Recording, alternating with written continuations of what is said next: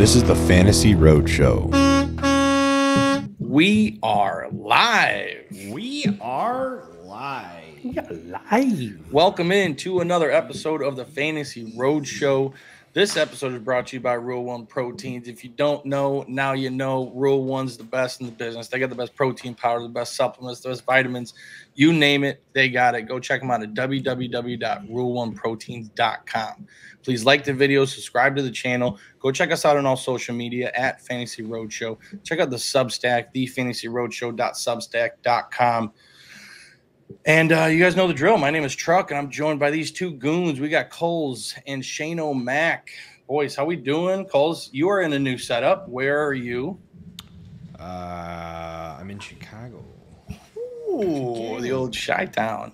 I just had Portillo's. Shane just watched me demolish a beef dog in large cheese fry. How was it? Bulking season, baby. Nice. It was pretty good. I mean, yeah, I'm not like a huge... I don't enjoy that kind of food as much as I used to, just because I know that it doesn't feel good. So... Yeah, it does make you feel a little shitty after you eat it, but I love it. I love it. Can't get enough of it.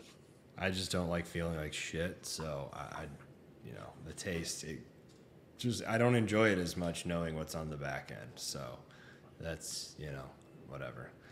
But it was just one of those things. You got to check that box when you come back to Chicago. And then as of right now, I don't regret it, but I'm sure I will eventually because you always do. Yeah. Shane, how you doing, buddy? Man, I'm doing good.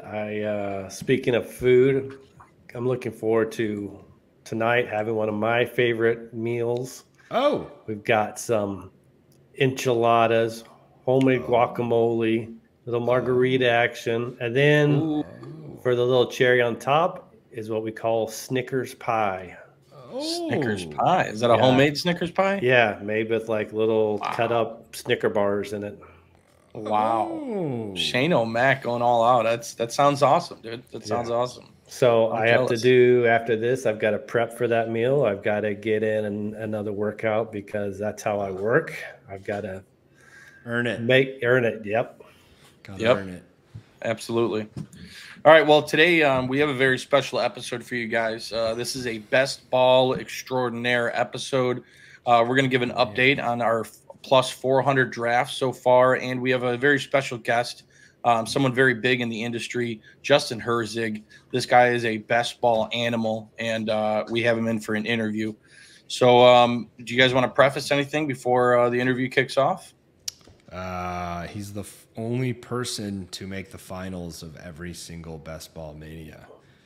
And what's this year's Best Ball 6 or Best Ball 5? 5, yes. So the 5th year of Best Ball. Yeah, so he's made all 4 finals. That's pretty cool to say that. So I'm sure he's going to be shooting for the finals again. And it was a really good episode, really good insight. He's sharp as a tack. And yeah, make sure you tune into that. Yeah, absolutely. And then after the episode, we'll do a little interview with ourselves and kind of give you an update as to what we've learned through 400 drafts. And so stay tuned, enjoy the episode, and buckle up. All right, today's episode, we have a very special guest, co-founder of Own the Moment NFT, commissioner of the Owners Club, best ball contributor for Establish the Run, and what I believe is the only man to have a seat in the Underdog Best Ball Mania finals every year in the history of the contest. Is that true there, Justin? That is accurate. That's accurate. Outstanding. Well, welcome to the show, man. Thank you for joining us. Super excited about this episode. Yeah, thanks for being here. And I think we usually dive in with guests and just kind of talk a little bit about background, where you're from, and your favorite team. So why don't you give us the breakdown, man?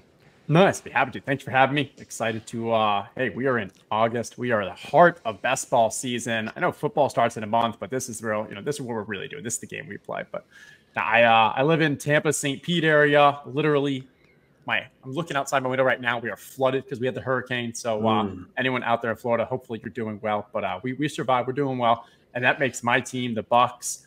Although I will be the first to admit that the more that I've gotten into the DFS and fantasy over the years, the less that I've become, I moved away from being the laundry bro. I still follow them. I still enjoy it, but it's hard when I can't go to the games. I got too much that I got to be doing on Sundays. I'm watching Red Zone instead of the game. Plus, like, for me, I think a lot of it came down to once we see that like teams are no longer making moves in their best interest, but financial interests and kind of screwing over. I don't know. I don't want to get into that. I love all the teams, all the players, but I wouldn't say that I have like a diehard, but if it was one, it was the Bucks. I grew up with them, and I'm bullish on them for best ball. So I guess that makes me bullish on them for the season too. Great. Yeah, that's awesome. Well, I've spent some time down in the Tampa, St. Pete area. Got some family down there. Spent some quite a few Christmases. Love that area. So I as well hope everyone's all right. I know that Florida weather is just crazy right now. So best wishes there. Let's talk about the Bucks just for a quick second. Rachaad White. I feel like with the Bucks, we like kind of know what their offense is after bringing everyone back, and it's same guys, and I think they really lived up to their potential last year. And there seems like the market's a little bit low on them. So I'm assuming that's why you're bullish on them. And the Evans, Godwin's in a newish type of role. Why don't you talk about them individually and who you like most? So I think the big question mark to start off is Dave Canales is gone. Obviously, he leaves, takes the head coach job at Carolina, and he kind of was the quarterback whisperer. We saw what he did with Geno. He comes over, turns Baker into a 1 year, maybe doesn't have a job, to 3 years, 90 million or something. Like, I don't know if he completely fixed Baker or if his system was so easy that it allowed Baker to get the ball out quickly, find open guys. But like, there is definitely the risk that Canales leaves and the team kind of goes back to its old ways and falls apart. I don't believe that's going to happen. I think it seems like, we've got Mike Evans, still 1,000 yards every single season, even Mr. Dependable, still that number one red zone threat. I think Chris Godwin is probably kind of the better value in this. I think he's going to move back into the slot. That's what the coaches are saying. In that slot, that's where he thrived. That's where he should get more red zone opportunities. We're seeing it in practice. And again, we don't want to just watch the highlights, but it's when the coaches tell you something and then you see this is how they're actually using him in the practices. And then come preseason games, we'll see it as well. That's just a continued drumbeat that we'd like to follow. So I like those two. Then as a number 3 wide receiver, they really struggled last year. You had a lot of Kate Otten just getting, target after target, but doing nothing with it, just falling over. You draft Jalen McMillan, who from all reports are looking glowingly. So now you have a legitimate wide receiver 3 that can kind of grow into that role. I think that opens up the offense a bit more. And then from a running game, like we know Rachaad White thrived from just a volume last year. His actual kind of metrics with regards to kind of what we measure running backs on aren't that great. It might be a system thing, but then you get Bucky Irving as well. So I'm a little more hesitant on I'm not going all in on the Rachaad White. I do think Bucky Irving could become a thorn or at least take a little bit of a role. But overall in that offense, love Godwin, love McMillan, drafting a good amount of Evans and mixing in the others. Yeah, for sure. I find myself drafting a lot of Godwin. I like Jaden Reed as well, but he's right there in that range. And he's just, to me, I think he has a much better year. If he is in the slot, I want a piece of him because he can, he usually translates from high targets into production pretty well. Sure-handed and just kind of finds those holes in the defense. Mike Evans, he's done nothing but 1,000 yards. I think you mentioned Baker. I think a lot of his success is Mike Evans makes quarterbacks look really good, and it could be some of that as well. Canales, that's a whole nother topic. I think I'm pretty bullish on the Panthers because of him, and they. To me, the Panthers just have to put something together at some point. I think Bryce Young's still a good quarterback. They just had a little mess of a front office situation budding with the owner since day one. So that'll be interesting. But, yeah, I love Rachaad White. I think if he's not anything, he's a great pass catcher, which turns out translates good in fantasy, right? So I love it. I want to backtrack a little bit and talk about Own the Moment. I was a Top Shot guy. I had a pretty solid Top Shot portfolio. I sold at the right time. Give me a little like, what was the history of that and the breakdown, you know, of your Own the Moment career? Yeah. Well, first off, good on you for selling. That was definitely a wise decision, much wiser than the all the bags that I'm currently holding for Top Shot. But a little background there. So for me personally, I've always loved sports, always been in sports. In college, I worked for a sports agency directly out of college. I was planning on working for Octagon, being a baseball scout for them, and then decided, no, I'm going to sell out. I went a bit more the corporate route and did consulting, but always kind of had the sports interest. Continued my corporate career for the next 10 years or so. And for about 7 of those years, since 2014, my role was working with blockchain technology for large institutions, basically helping them come up with what their strategy should be. And so when you've got that Top Shot boom, which was the first combination for me of the sports and the blockchain side of things, I was like, wow, big aha moment. And then the same stuff that we've been doing for DFS with regards to player projections, annual projections, understanding kind of the value of the market standpoint, we were like, hey, there's a great opportunity to do something very similar for the Top Shot side of things. And so we built Own the Moment just to provide analytics for those collectors, for people who are interested in sports NFTs. And that evolved beyond just the tools to actually building out some fantasy sports, both as an individual off game, but then also as partnership with kind of the Dapper Lab side of things. But overall, for me, it's just more of, I've always had this just extremely strong, immense passion for sports. And then the tech side of things is just like an enabler for cool experiences and cool games, cool services, cool offerings. And so that's where the kind of business sides came together.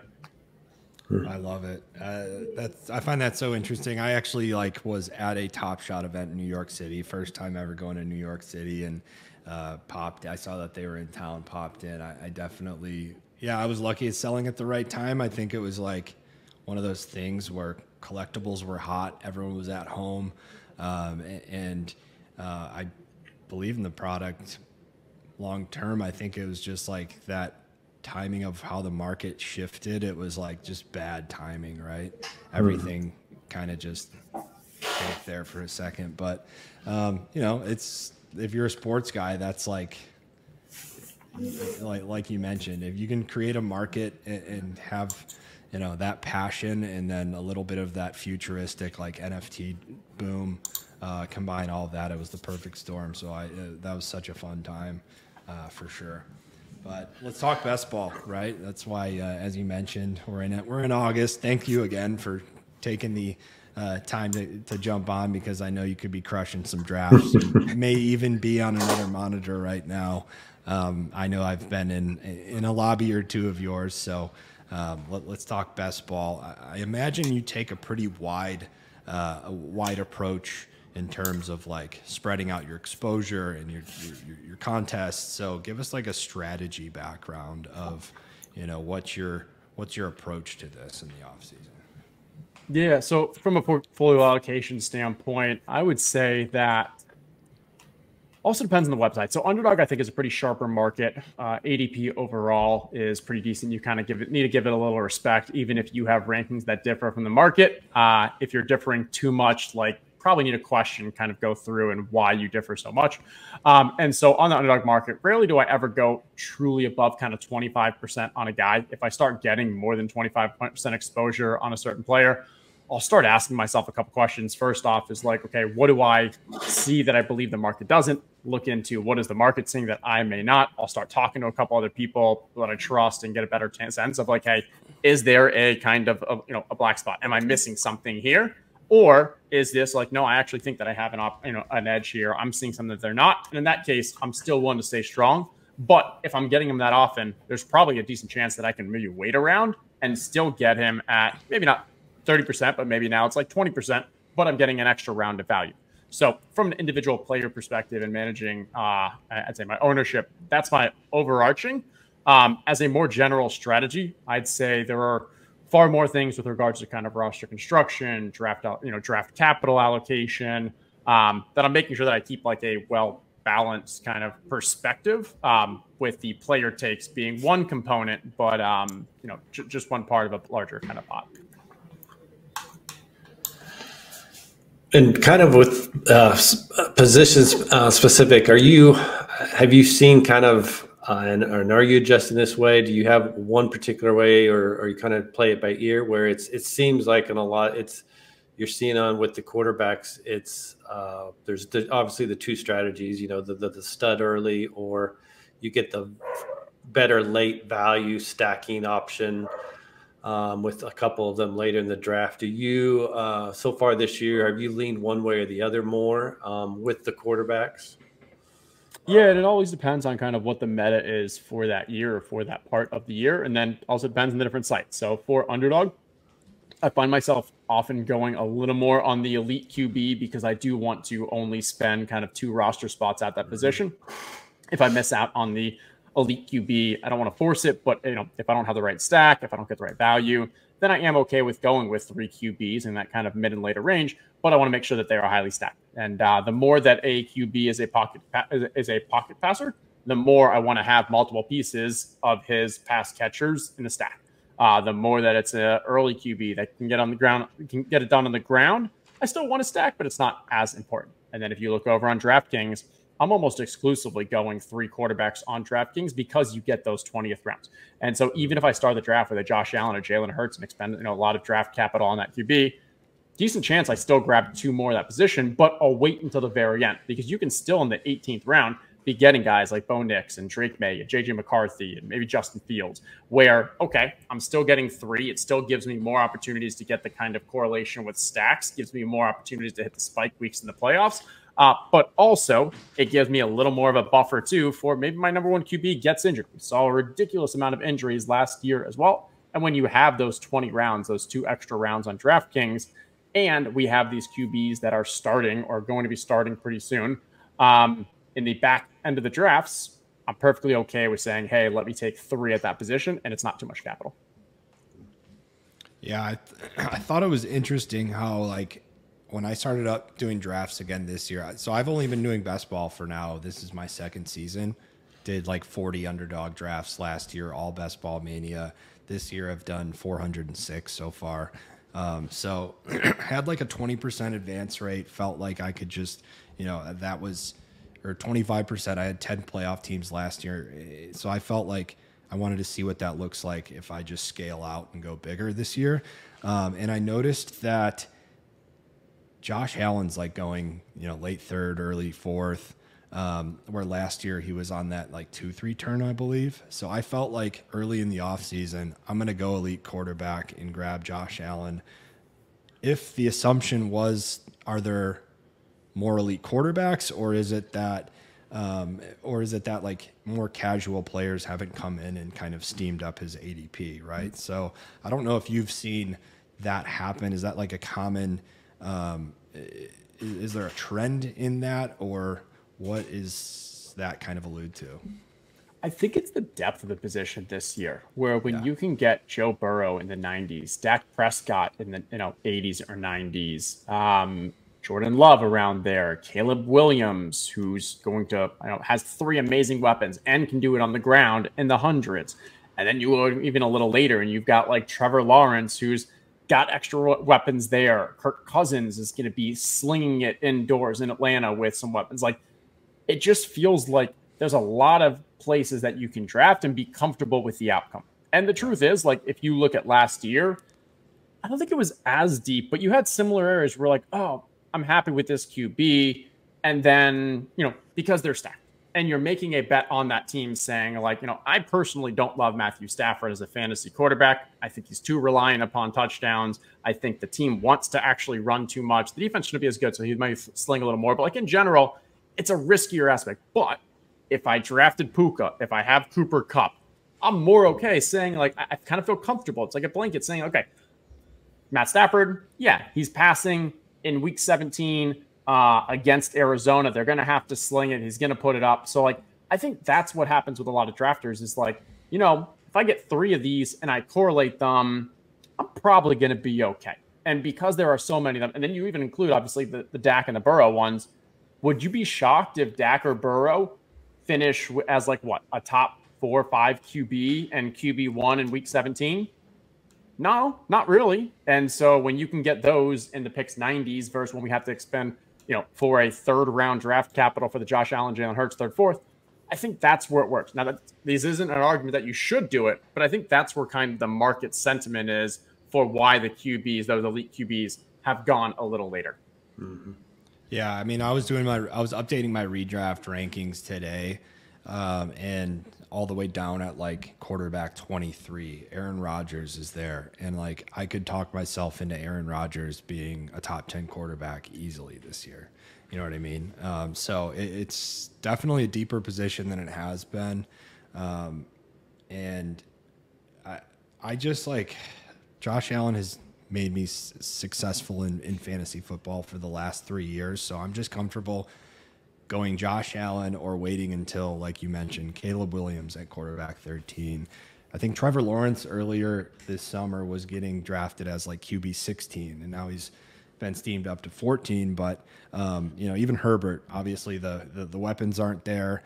They improved the line, but he's QB 17. If you believe in his talent, then like, he's going to have weeks where he's a top 5 quarterback, right? Yeah. And I'll throw one thing in there as well. I really think that all the rookies that came into the league this year is making a big difference. Where last year you had a lot of just ugly quarterbacks that you didn't want to be drafting and you weren't sure of their job security. Marcus Mariota and examples like that. This year, I think when you have like Caleb, we know he can run. We know he scrambles. Jaden Daniels, probably going to be top 2 in QBs rushing, maybe top 3. And then even you go further back, you've got Bo Nix. He actually is a little mobile. Drake May, I think he had, 8 touchdowns his last year in college? Like, we know that. And so you've got all these options that even though, like, the Bo Nix and the Drake May not start early on. Actually, Bo Nix will. But like Drake May, when they're playing, they still have that kind of rushing production. So it just gives us, I can convince myself I can find QB upside even in the 17th, 18th round with some of these rookies. Yep.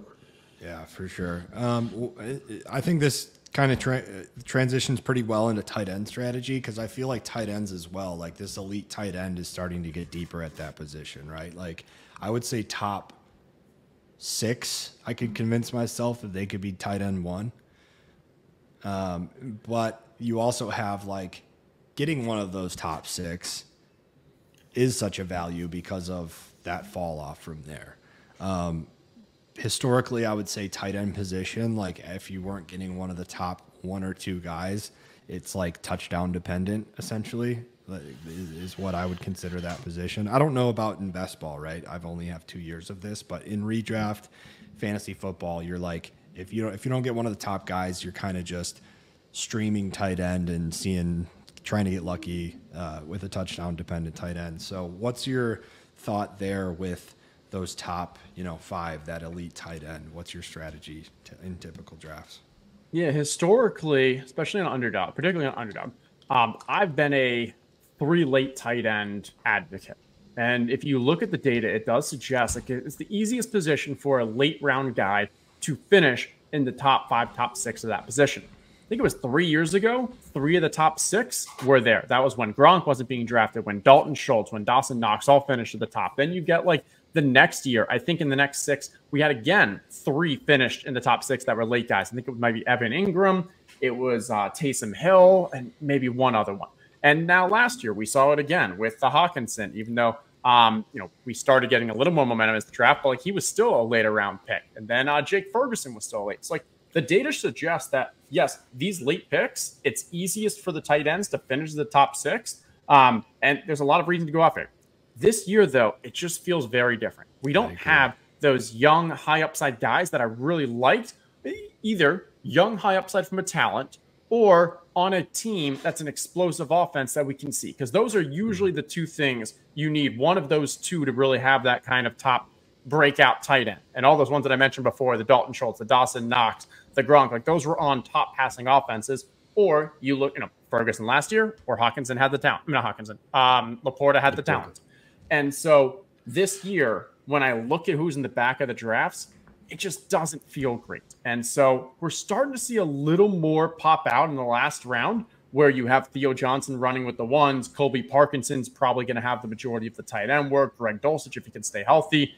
But those feel a bit more of the I'm talking myself into it versus the actual likelihood of it happening. So for me this year, I've been a pretty staunch proponent of I want to grab one of the top 7. I've started shifting that, making it a little larger because I think there's a lot of positive talk about David Njoku.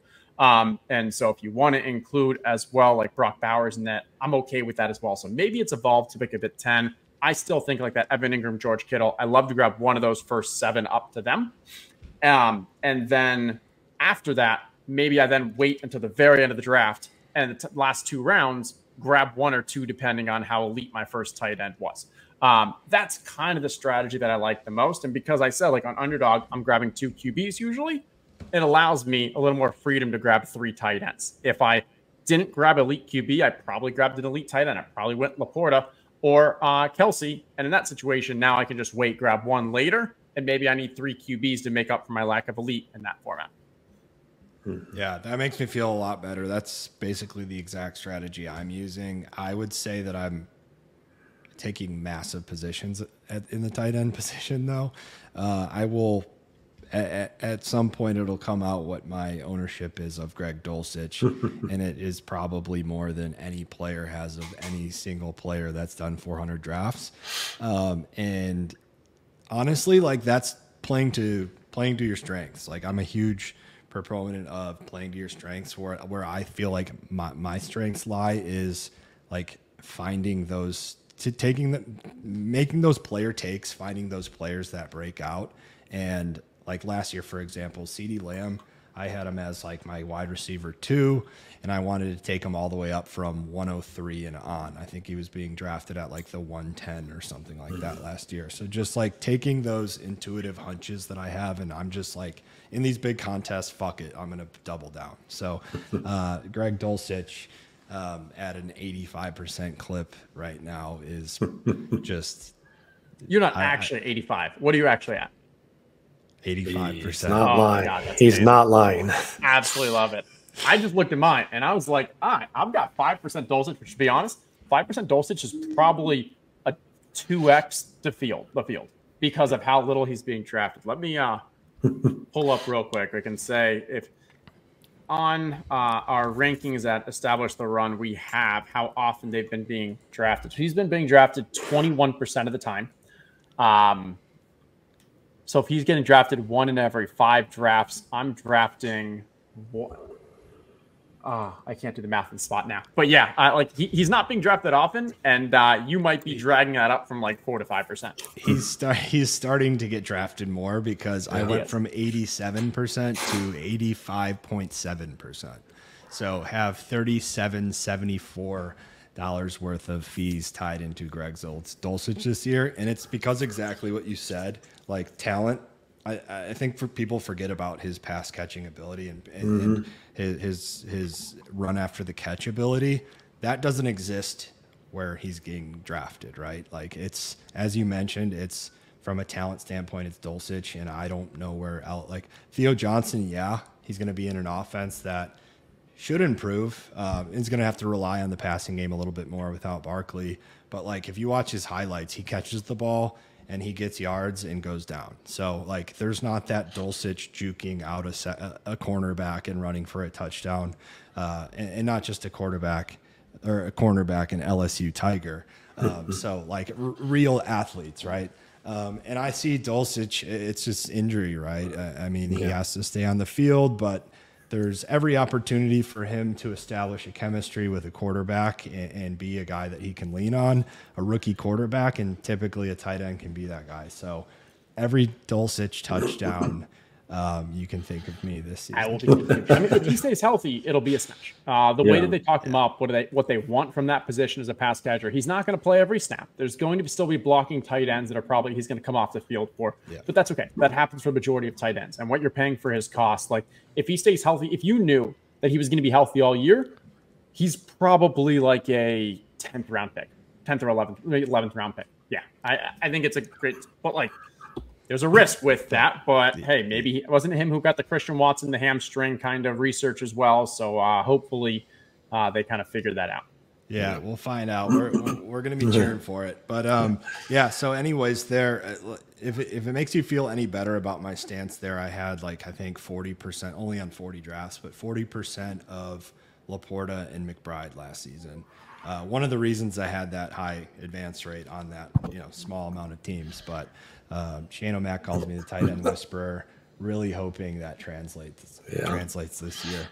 Let's talk running backs. I know Shane brought up a really good question to me with the running back position. Yeah, so we hear a lot, and you probably see it a ton. It's either a lot of hero or a lot of zero running back strategies taken in these best ball drafts and tournaments. Is there a case that to be made for going robust running back to win any of these big tourneys? Okay.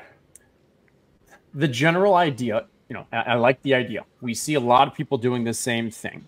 Shouldn't there be a way that we can, leverage doing something different, doing the opposite, and we should be able to gain in the field because everyone theoretically is overdoing it. The challenge with it is, as everyone is taking these wide receivers, the running backs, they fall. And so if you miss out on the wide receivers, it's just not a position that we can make up for with quantity for the lack of quality. And so I think there is a way to do robust RB in this format, or really it's more of a hyper fragile, but it's a different way than what we thought historically. Historically, it's let me get 2 in the first 3, maybe 3 in the first 4 or 5 round. If you do that this year, you're paying the price of running backs that it kind of used to be, but you are missing out on all those wide receivers. And now your quantity is not going to make up for it. Instead, the way in my mind to do it is start off with your 2 wide receivers in the first 2 rounds.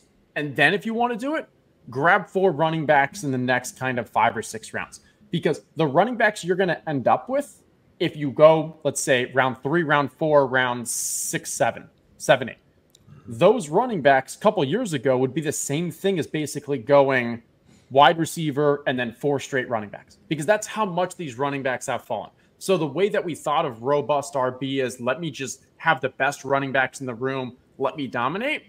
You can still do that, but you don't have to fully give up the wide receivers, because if we start looking at, okay, your third running back is Pacheco because you went RB with the first 2, how much of a difference versus if we say, you know what, Pacheco and Najee Harris when it's your third running back? And because in that third running back scenario, you're already counting on your elite ones early on because you drafted your first 2.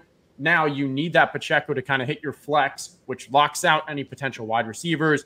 It's really just an overabundance at a position where you're not gaining enough to make up for what you are losing by not having any of the elite upside wide receivers.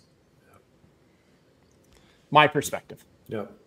Yeah, I think it's interesting. I just feel like this year with those elite first 1-2 round running back, I find myself getting a lot of Saquon in that second round, just because I think there's the thought process of Jalen Hurts vulturing a bunch of rushing touchdowns from him, right?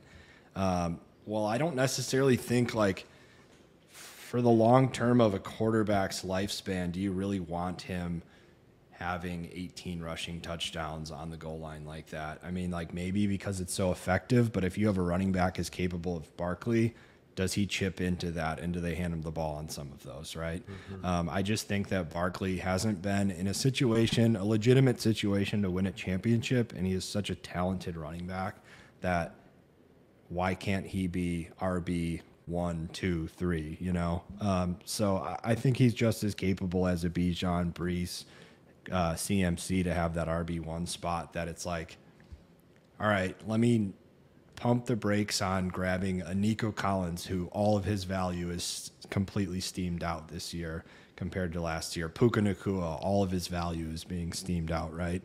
I think having that RB1 typically is so valuable in fantasy that I'm okay with in the second round grabbing him instead of some of those guys. I don't know what your thoughts are on Saquon or those second, third round running backs.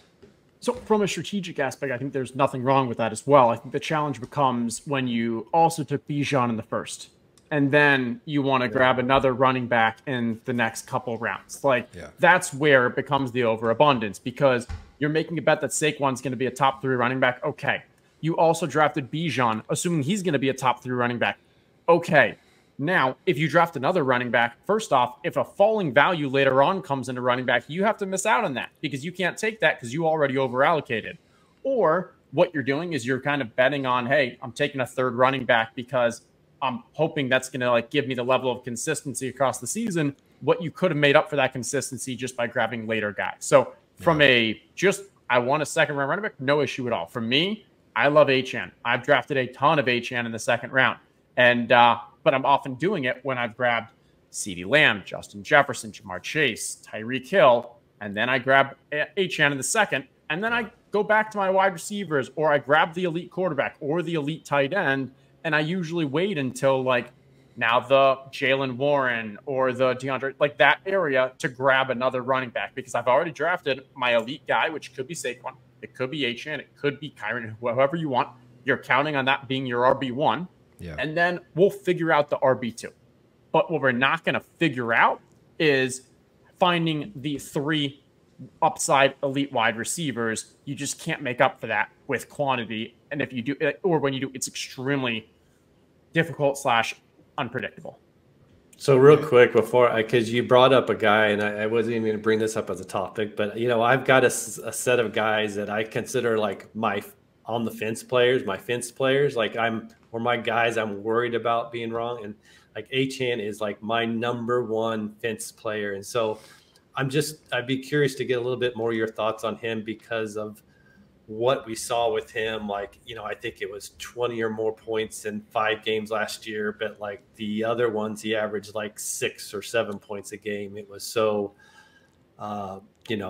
hit or miss. And then they draft a guy in Jalen Wright who has such a similar skill set. And so just like to get your thoughts really quick, a little bit on him and why you obviously are a big believer in him this year.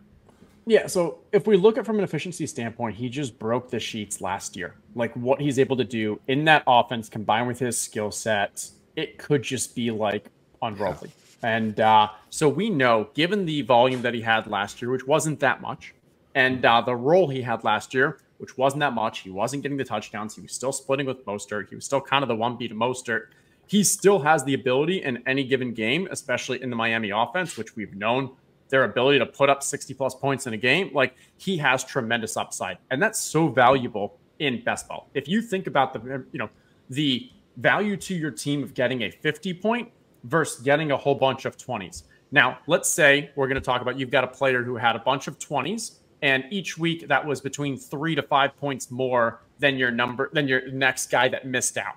So each week you're gaining 3 to 5 points. That's good. 20 points is great. Compared to the one person who maybe had 4 zeros and a 50. That 50 was 30 plus more than what your alternative would have been. We talked about 5 games of getting 3 to 5. That's like, what, 20, 25 points?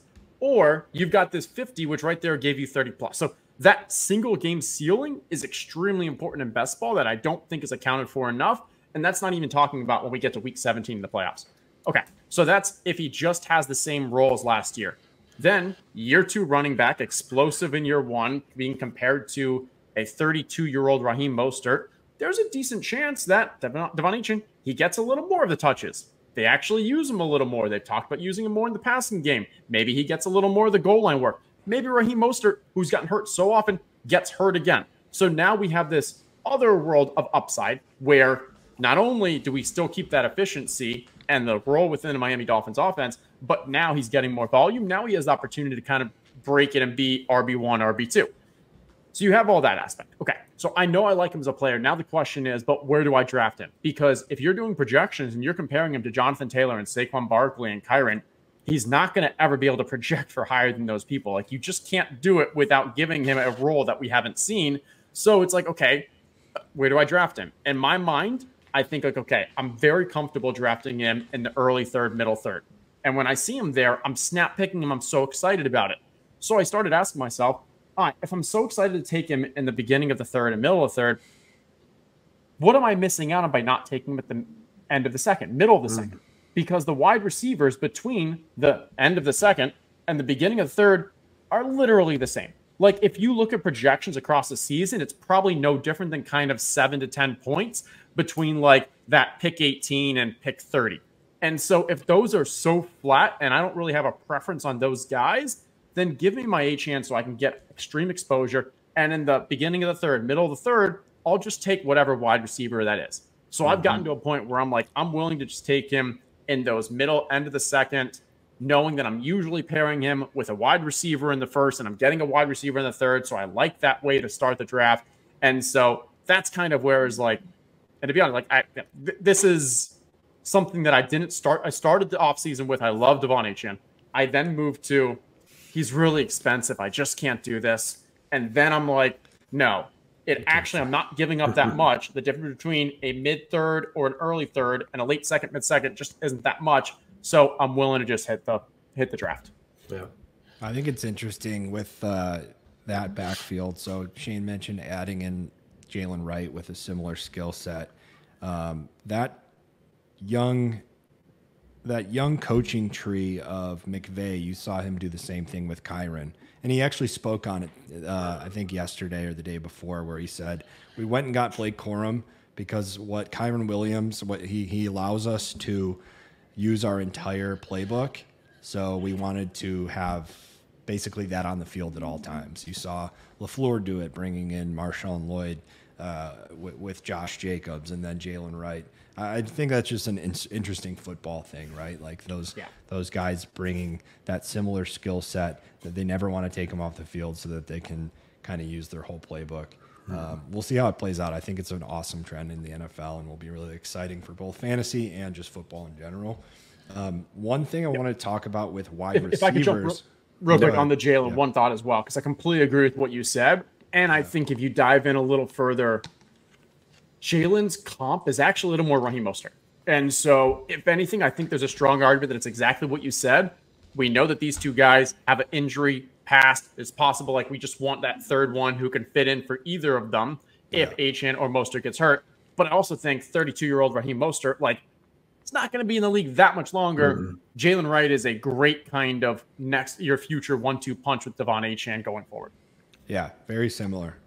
He's got that Mostert, like, could probably rely on him in the run game a little bit more in terms of, like, just straight giving him the ball. But, yeah, it's really exciting. I think these next couple of years you're going to see that trend continue to evolve and it just not be that same coaching tree that's doing it. But anyways, so wide receivers, like we saw this rookie class come in and now we're seeing them being drafted.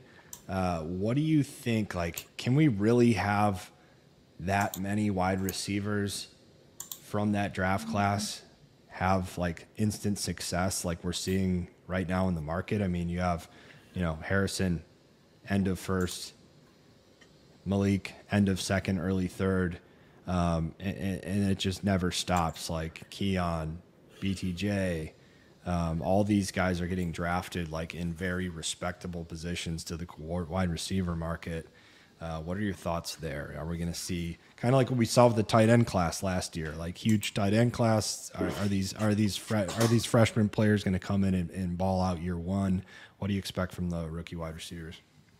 Yeah, I think it's really difficult because over the past few years, we've seen a pattern of wide receivers being underdrafted in best ball. And a lot of that comes down to in week one, we're not truly sure what their role is going to be. It's hard to give them any form of projections.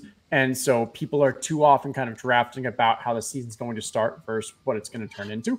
I think also people are drafting in the past. We're doing it more off medium projections rather than thinking about the range of outcomes and what are the upside scenarios. What's the likelihood of hitting that upside? And when you're comparing to a wide receiver who we've seen a year on the field, we've seen what they're able to, we have an extra year of NFL data versus a rookie.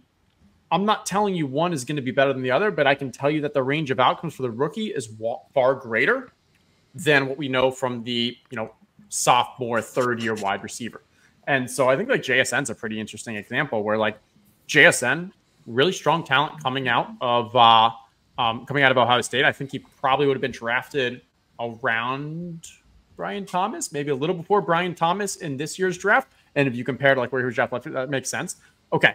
And now we have like, okay, strong profile at Ohio State, then comes into a system, obviously new coaching system. It didn't work out. He had an injury to start the year, but like that extra information should tell us that like, hey, there's still a world that JSN has like a strong upside, but we've probably narrowed in like what his floor is and what his upside is.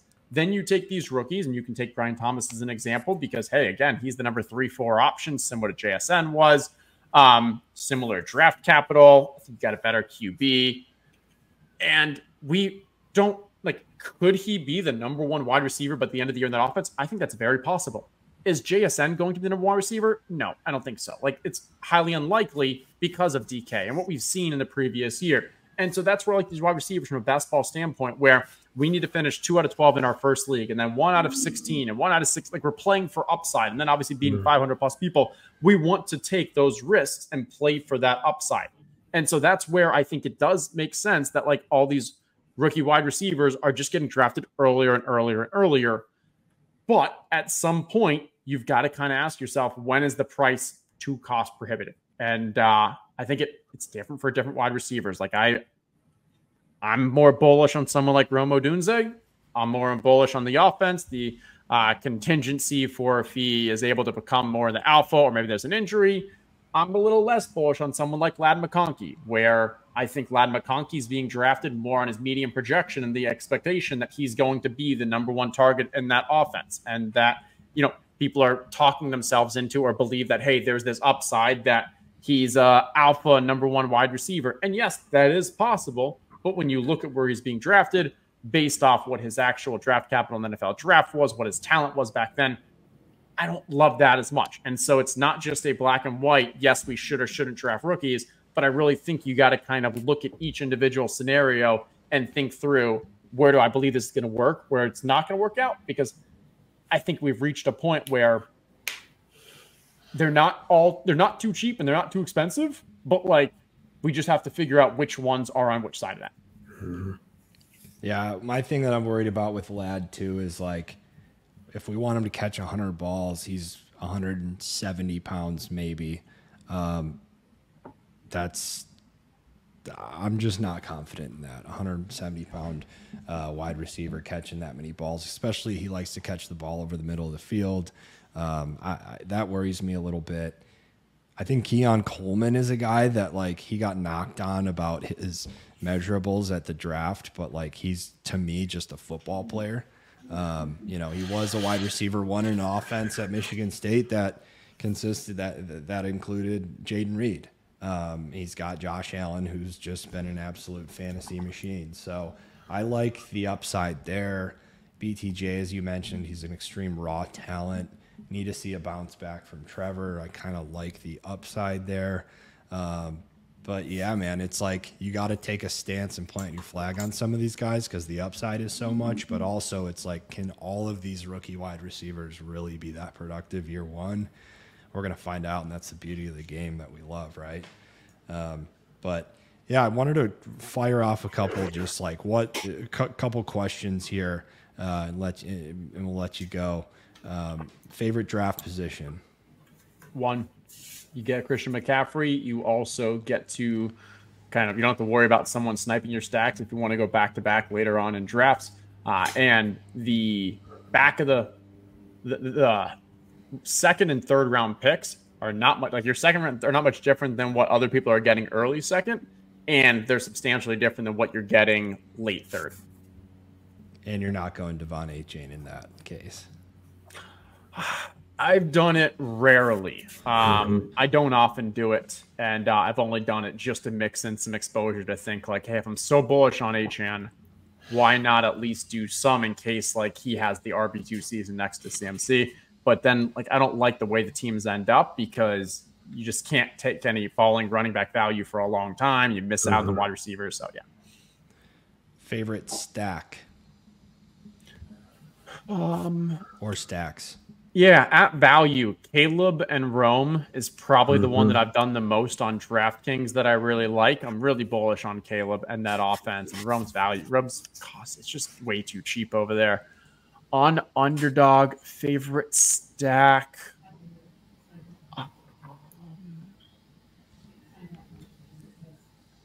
Probably Jalen Hurts and Devontae Smith. Really bullish on Devontae Smith. Playing more out of the slot with that Kellen Moore offense. It'll also, like, when you get that, A.J. Brown you're getting in, like, the end of the 4th round because the A.J. Brown drafter didn't take him. So then you're getting, like, pretty strong value in my mind on Jalen Hurts, and you probably got Devontae Smith at a place where I like. So like that's probably the one that I'm most happy about there. My 32.3% Caleb Williams and 29.8% of Roma Dunze are very happy that you just said that. Bo Nix and Greg Dulcich was going to be my answer, but I naturally have a little bit of Bo Nix just late. Like I already have Dulcich. I like Mims. So yeah, I have 9.4% of Bo Nix there, but Caleb's someone that I think like talent is through the roof. That offense, they clearly put everything around him to succeed. And I just truly think he is like a winner and such a great talent with his arm that like you bring in a guy like Keenan to mentor Rome. And I think Rome has just a huge year. You know, he said something along the lines of Rome was a way better player coming into the league than I am. So he's got that maturity that he's going to put in the work, and he's going to have someone like Keenan that just mentors him. And I think that's, 1,000+ yards, 8+ touchdowns, something like that. If Caleb can get him the ball, which I think we all agree his arm allows him to do. So that's, and if DJ or Keenan get hurt, I mean, sky's the limit. Like if that turns into Keenan a more concentrated offense. Yeah, which Keenan has, and DJ Moore is gonna ball out, man. I'm so glad he got that contract. So we're a Chicago-based pod. I'm from there, live in Austin, Texas now, but Truck, our co-host, he's a diehard, just like blue-collar Bears fan. So super excited over here about that. But I definitely don't take bias into. I truly don't when it comes to like portfolio building or on the sports gambling side of things. I've just learned long ago to take that out, and I'm really excited about the Bears. So anyways, good to hear you say that. Most Bears fans that I know that do DFS, they are biased, but it's actually biased against the Bears. So like it goes both ways. So I actually haven't been a Bears fan for the last few years because I, as you mentioned, as you talked about your fandom for the Bucks, like I'm the exact same person. I think of the sport at such a different level of things. Like if players, if front offices and teams are making the right decisions, then I'm for like what's better for the league, right? So that's kind of how I view things as well. I did say on a podcast, I think it was January 14th, that if the Bears trade Justin Fields, draft Caleb Williams, sign Shane Waldron, draft what I said Neighbors on that podcast, but Rome fits into that as well, and sign a big running back, then I would be back in as a Bears fan. And then, months later, all those things happened. So did they sign a big running back? Swift. Come on, man. I don't know. Maybe. But I think running they did back enough for you to be a fan. Yeah. Anyways, so yeah, we're back on the Bears. I have we've done some best ball streams, and I'll always just say this, like that I'm addicted to drafting like certain players at their ADP. So give us one or two guys that you just feel like at ADP, you're like, that's an auto pick. All right. So I gave obviously the Achane example early on and the Odunze. Let me try to get some. I'm just going to pull up exposure so I can go straight up. QB, my top is Trevor Lawrence. A lot of that is because that I'm drafting Evan Ingram. I'm taking Christian Kirk. I'm taking Brian Thomas. Like that's just such an easy stack. And the other is I like grabbing QBs in the area where Trevor Lawrence is because I've already grabbed my wide receivers. I've probably already grabbed a couple of pretty solid running backs before them. And so grabbing T-Law kind of in that like 10th area, or if it falls like probably 11th, that feels really good. Yeah, I love that. Running back, let's see. So Ty Chandler I'll throw out. I'm at 30% for Ty Chandler. I think in a vacuum, I'm bullish on Ty Chandler and the role in that offense. It really feels like KOC has been a supporter and likes what he's gotten out of Ty Chandler. The fact that they brought in Aaron Jones and really no one else. I wouldn't be shocked like if Ty Chandler takes a lot more of the work than people are expecting. And this is far more of a kind of 45-55, or even Ty Chandler as the primary rusher and Aaron Jones maybe as a pass catcher in that backfield. And then if Aaron Jones goes down, we saw Ty Chandler and what his upside can be in a 1-week sample. So in a vacuum, I really like the Ty Chandler. And then the last part is where he goes in drafts. He's kind of the last running back before there's a major teardrop in my mind. Like you could maybe say Tyler Algier or Marshawn Lloyd, but like I think Chandler has like a little tier above those. And so that's where it's like, okay, I want to take my last running back at least for a while. I want to get this one. It's a great pocket of the draft. And so that's who I've got a lot of. Love it. Last question. We've done 50 minutes. We can't thank you enough for that. Really appreciate coming on. Who are you looking to continue adding more of? And who's someone that you have shares of that you're pumping the brakes on? Okay. Adding more of is a bunch of the, I'd say, 18th round, those end of draft guys. At the running back position, that's Damian Pierce and Braylon Allen, and now mixing in some Shipley and Dylan Laub. But it's those guys who have not been being drafted too much, and now I have a little more confidence as the number 2. And then wide receivers, you've got probably the ones that are now more clear roles as the number 3 in a strong offense. So that's Yoshi on the Bengals. That's Jalen Tolbert on the Cowboys. So it's focusing on that end of draft who I now have more confidence in their role. And a lot of those haven't been drafted, so you get the uniqueness angle. Pumping the brakes on. I hate to say this, but like probably Chase Brown is the top guy right now, where Chase Brown, I'm very overweight on. I've been drafting him a good amount. He goes in an area of the draft that I like. I've liked the upside. But he is skyrocketing up drafts, and I don't think it's going to stop. I think he's going to flip Zach Moss. I think he's going to go like in the mid-90s as an ADP. And in that situation, it's just a bit too expensive for me when, one, I've gotten so much in the 120s. I think that like the risks that exist for him, his low success rate as a runner, the offensive line in Cincinnati, like those still are concerns that I was okay with in the 120s. But now if he's going in the 90s, there's other running backs that I probably want instead that I like a little more. And so that's the one that like I'm reluctantly going to have to pump the brakes on.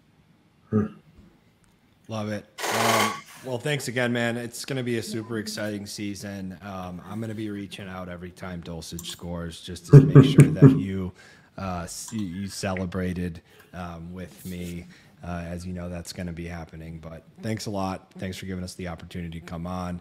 And cheers. Let's hopefully I'll see you in a draft room before the season starts. I appreciate it. I will definitely be thinking I'll probably need to ramp up a little more Dulcich just so I can celebrate with you. And yeah, next time you're in the holidays in Tampa, St. Pete, hit me up. We'll grab a drink. Looking forward to it, man. All right. Hope you guys enjoyed that interview with one of the best in the industry. Now we're going to get a little bit of best ball insight from the Fantasy Roadshow side of things with Kulz and Truck, and go in with a little bit of insights that they've gained over the last couple of years. So, guys, I just want to start with a little bit of brief background on your drafting last year. You know, how many drafts you guys did last year? What was your advance rate with those? Yeah. So thank you, Shane, for asking us and getting this interview prepared. It's been exciting. We've done 434 drafts on Underdog and their best ball platform this year. So we, I love it. It's my favorite way to play fantasy. I probably won't be in any redraft leagues ever, like anymore, unless it's like there's value outside of just playing in redraft. Like obviously I'll keep my hometown league, maybe leagues. I forget how many I'm in. If it's a high dollar league, then I'll be in that. But for the most part, like I'm done adding redraft leagues. I know that that's not my preferred style of fantasy. So like my portfolio is currently changing and what that looks like.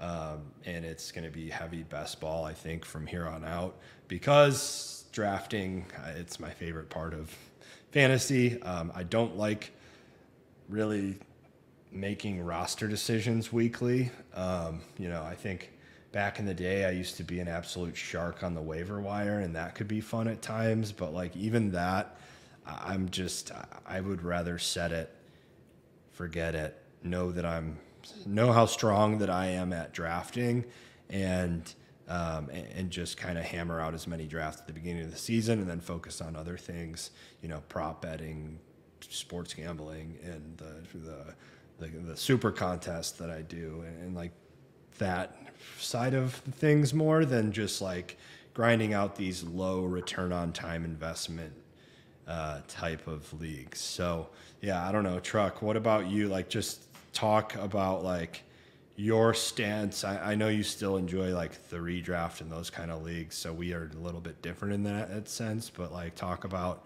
like best ball and just in terms of just format first, and then we'll get into like more history.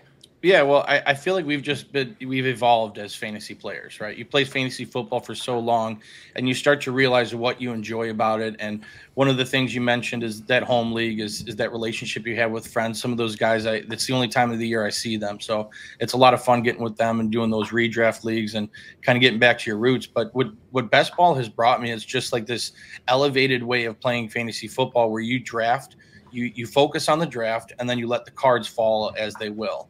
So that's my favorite thing about best ball, is not having to make those weekly decisions, because frankly, that's one of the things I'm worst at is those weekly decisions. I always start the wrong players, and I wait till the last minute and I change my mind, and it's that stressfulness that I'm not excited about through fantasy football. So best ball, the format is great.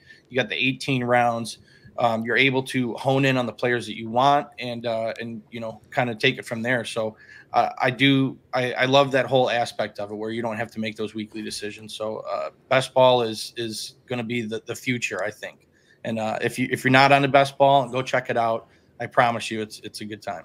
So this is what I'm curious about. So from my understanding, you enjoy redraft though.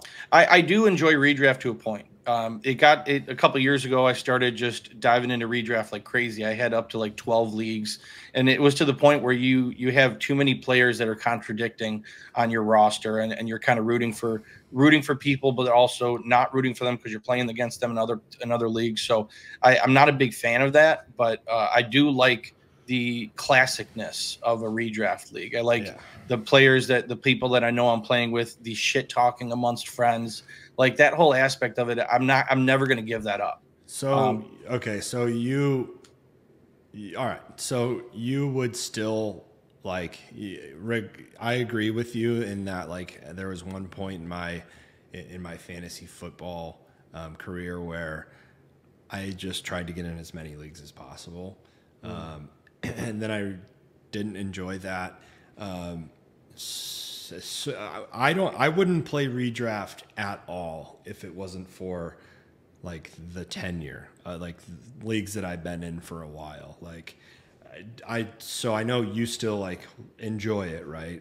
And be like, you would still play in these leagues. Like if I wasn't in leagues for a long time and like had that home league, I wouldn't play at all. Put it this way: if by some chance every home league I'm in collapsed, and I got approached on Twitter or approached on something else to join a redraft league, I'm not doing it. It's the legacy that keeps me involved with redraft leagues. Right. Okay. Yeah. So from a format standpoint, that's what I was trying to get to. Take all emotion out of it and talk strictly format is what I was trying to get to. So that's the preferred. Best ball is preferred for you. Like, just set it, forget it. Yeah. Like someone last night was kind of shit talking to me at our home draft, and he's just like tries to get under my skin, and I was like, honestly, like I probably won't notice. Like, yeah, if you beat me week one, it's like, cool. At this point I probably won't notice. So like best ball, it's for me, it's completely changed the game. If it was up to me, I would be in as I would maximize the best ball platform that currently sits in front of us. Underdogs is incredible. You know, you have these other platforms that I'm not going to name at this time. But I would do Dynasty. So it would be Best Ball and Dynasty. Like I don't necessarily hate making roster decisions. That can be fun as well. But like I would rather be in a league where there's more strategy involved and there's more like GMing and like redraft. Like we're stuck in some of these leagues where like people don't even trade. So you're just drafting at the beginning of the year and then you're just like managing a waiver. Like to me, that's not fun at all. Like I don't have fun in doing that.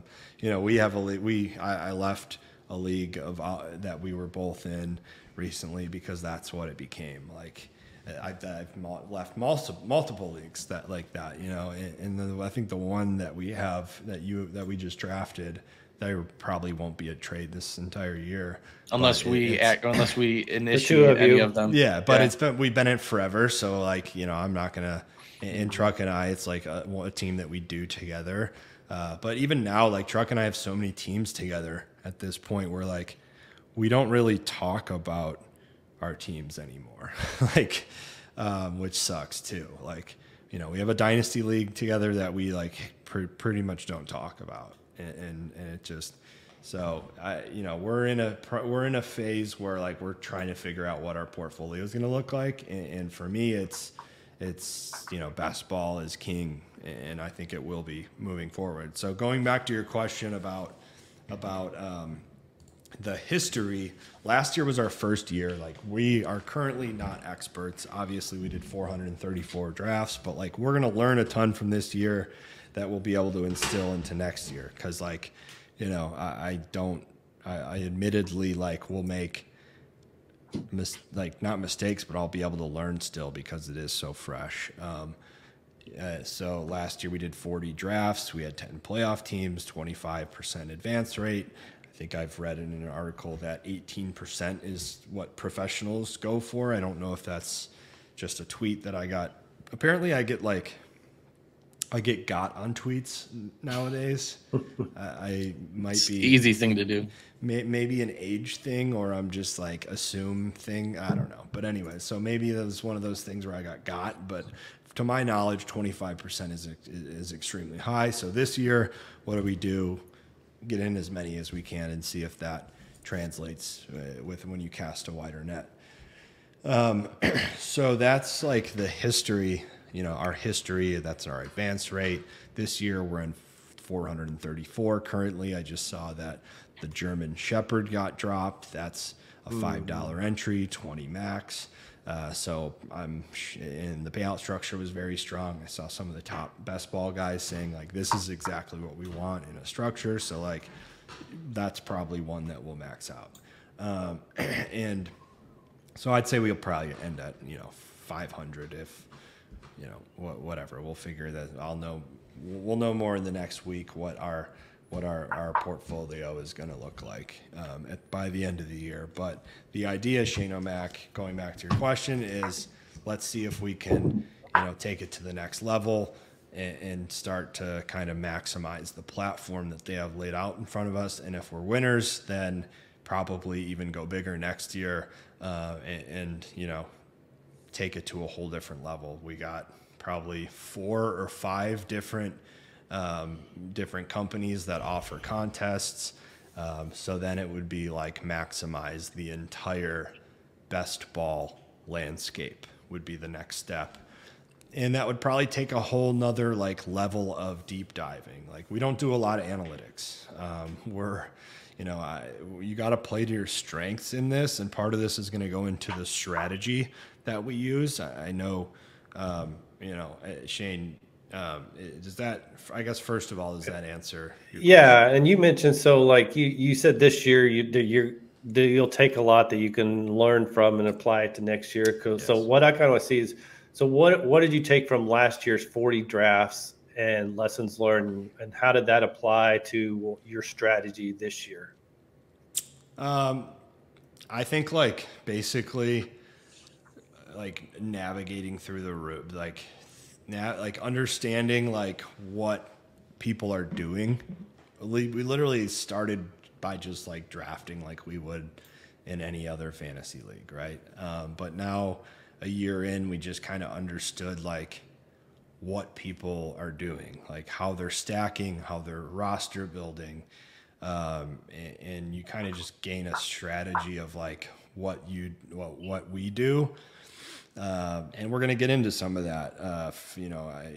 Quarterback strategy and tight end strategy are two things you wanted to talk about. And like, we kind of developed what we do in that sense. You know what I mean? So that's there in terms of like, what did we learn? More so like being complete beginners to just understanding the best ball world and what we're really going up against.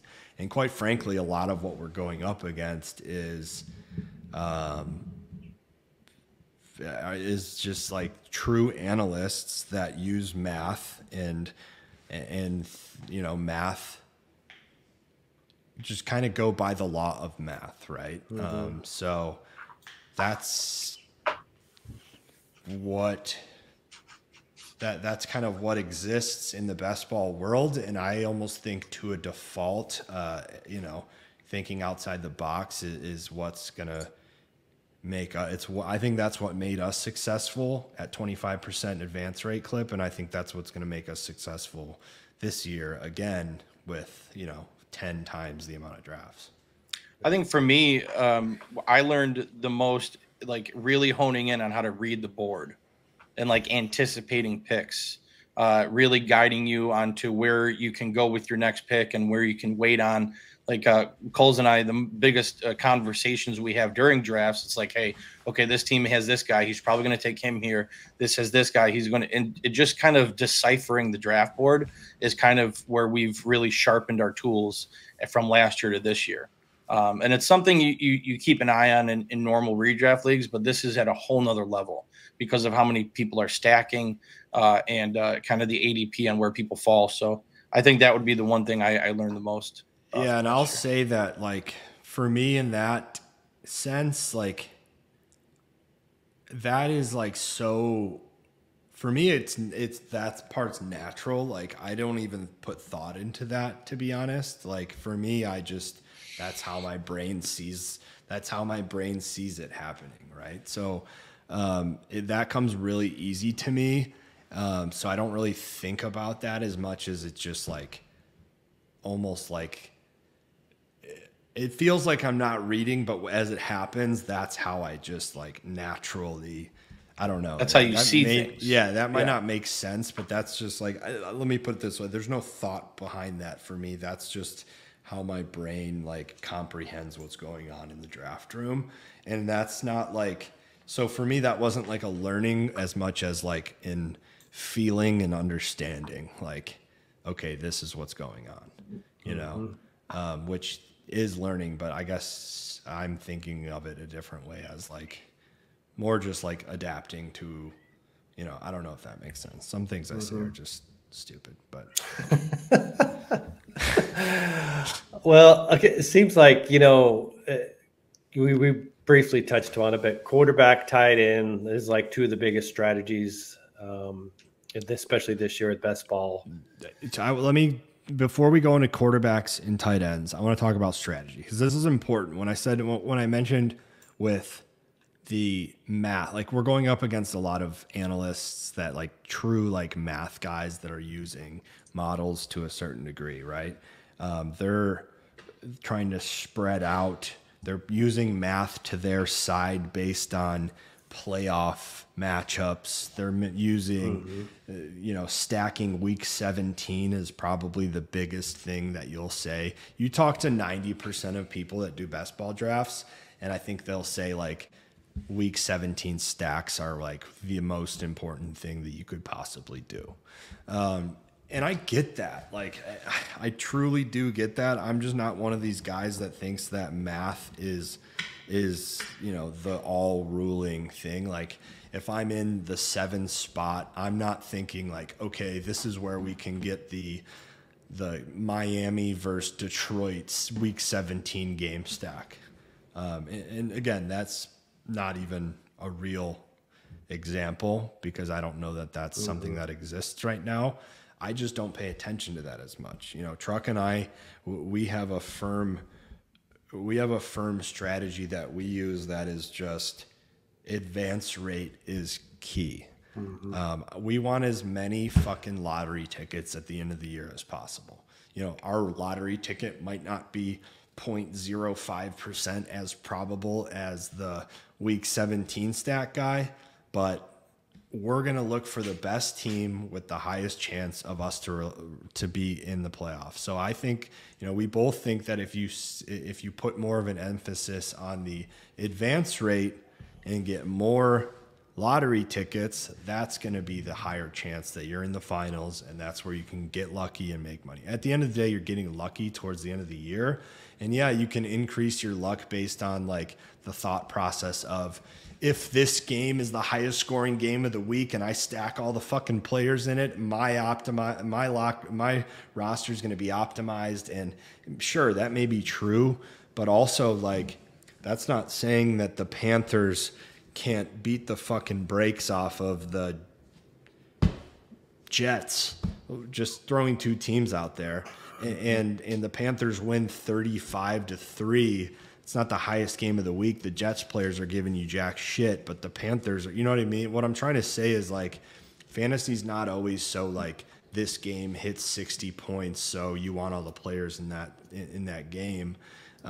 Sometimes it can be a one-sided game, and if we have a bunch of Bears but we don't have any Jets, and you know the Bears players are the ones that kind of take off, then you know what's to say that we can't have one of the top teams that wins the whole thing, you know? And that's just basic philosophy. There's no numbers behind that, so the math guys are going to come at us and be like, well, 86% of the time the highest scoring game of the week has the top 5 players at, like, whatever. Just, okay, sure. Like, yeah, I'm sure that's what the math says, and you're going to jerk off to it and, like, you know, let your little robot, like, come all over you and all right.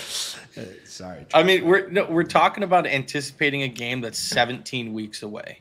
I mean, it's hard to anticipate a game that's 3 weeks away, let alone an entire season. So much can unfold that I'm not going to put my cards all into a week 17 matchup that I'm not sure is even going to be a good matchup at this point. So it's, you know, we have a hard stance of taking the guys that we like, you know, take a hard stance on the players, draft those guys, and let the cards fall. So that's kind of, you know, our strategy.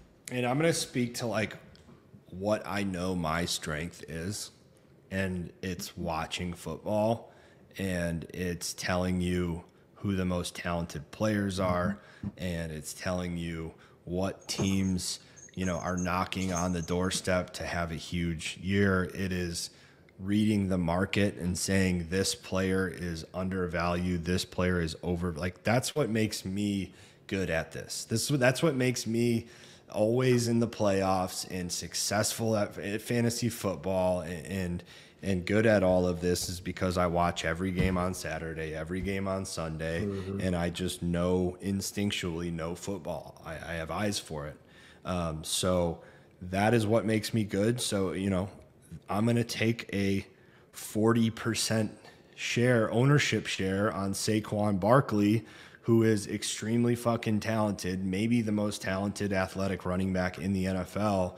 He's been on a dog shit team for the last 3 years, and he's dying to play, you know, in the state that he went to college in, on a roster that could go to the Super Bowl, and he's in a winning championship culture for the first time in his career, and he's going to fucking ball out. So I'm going to take 40% of him when he's getting drafted in the mid to late second round, and he can easily end up the RB1, which is going to be a massive value. So instead of taking Chris Olave on a team that I think has 3 wins that year, I'm going to take Saquon Barkley, who could be playing for a championship and having a career year. So I'm going to take a heavy position that, you know, the analyst will say, well, he's been injured and whatever. Like, that's why they spread themselves so thin and play that numbers game. That's what you're good at, is the numbers. I know football. let me do my thing. Let me get 25% of my teams advanced, and we'll see you in the fucking finals, bitch. Exclamation! Mic exclamation! All right, so let's talk about your guys' strategy with the two positions, quarterback and tight end this year. Are you guys finding yourselves with a consistent strategy in most of the drafts with those two spots? Quarterback and tight end. Josh Allen, that's been kind of where I've hung my hat the last 3 to 5 years. Trucks as well. I think he's still being drafted as QB1. He's going at the end of the third, the beginning of the fourth, and the market is he's going quarterback one still, when I think the rest of the market, there's a thought process that the Bills are going to take a step back this year and they may miss the playoffs and they may not be the same offense. And I just don't really buy that. He's still being drafted as quarterback one, but he's still going to put up a ton of production and be an absolute beast. It's just about how that offense absorbs the production. So Josh Allen's still a guy that we're targeting. I think, we have like a 25% ownership share of him, and that usually comes when we're later in drafts. But I've always kind of had a philosophy in drafting that you can't miss your first 3, your first 4, your first 5 rounds. Round 3 is where people start to reach a little bit and get that guy that is supposed to break out or could break out this year. And you just can't swing and miss in the 3rd round. And Josh Allen is such a QB1, number 1 overall fantasy scorer, that type of player. So that's why I think I like going Josh Allen typically in that 3rd, 4th pick, is because I know what I'm going to get. I think he's still going to have a huge year. I know that I can get Curtis Samuel, Khalil Shakur after their game yesterday. Those are guys that I want more of. Same with Keon Coleman, same with Kincaid. Where they're getting drafted is in a position where the Bills are taking a step back, and I think all those guys are going to eat in a best ball format, especially they're all going to have huge games. But Josh Allen is still very much a focus. So another reason why he's going later than he was last year is because there seems to just be a super deep quarterback position group this year, right? Same with tight ends. Those first 6 or 7 guys could all be tight end 1. So I'd say going elite quarterback and elite tight end is something that we've kind of focused on. Josh Allen, have a lot of him. Have a lot of Caleb Williams. That's a guy who's being drafted as quarterback 13. Truck, I think, has him as his quarterback 7. I have him all the way as high as 4, I think, right now in my newest redraft rankings. So huge value there, right? Quarterback 13. And he's our highest owned quarterback. I think we have 31% of them or something like that. I should probably bring up the ownerships because I keep talking about him, but he's one of our highest owned guys. So, we think that you go Josh Allen, you skip the rest of the elites, and you go Caleb. Well, Burrow is a guy because let's put it this way. You also want to stack with your elite wide receivers, right? Chase is the highest owned wide receiver for us this year. We are taking him all the way from 101 to 105 when we can. I have a 33% ownership of him. So Burrow, a guy that falls a lot to the end of that first round, or to that 103 pick. He'll fall to picks 99 to 100 when he's getting drafted, I think around 90. So we end up with a good chunk of Burrow. But basically what I'm trying to say is Josh Allen, Joe Burrow, Caleb, Trevor, that range, those quarterbacks, that chunk of quarterbacks, there's arguably more value at that quarterback position. Like, Trevor Lawrence is another guy who's getting drafted.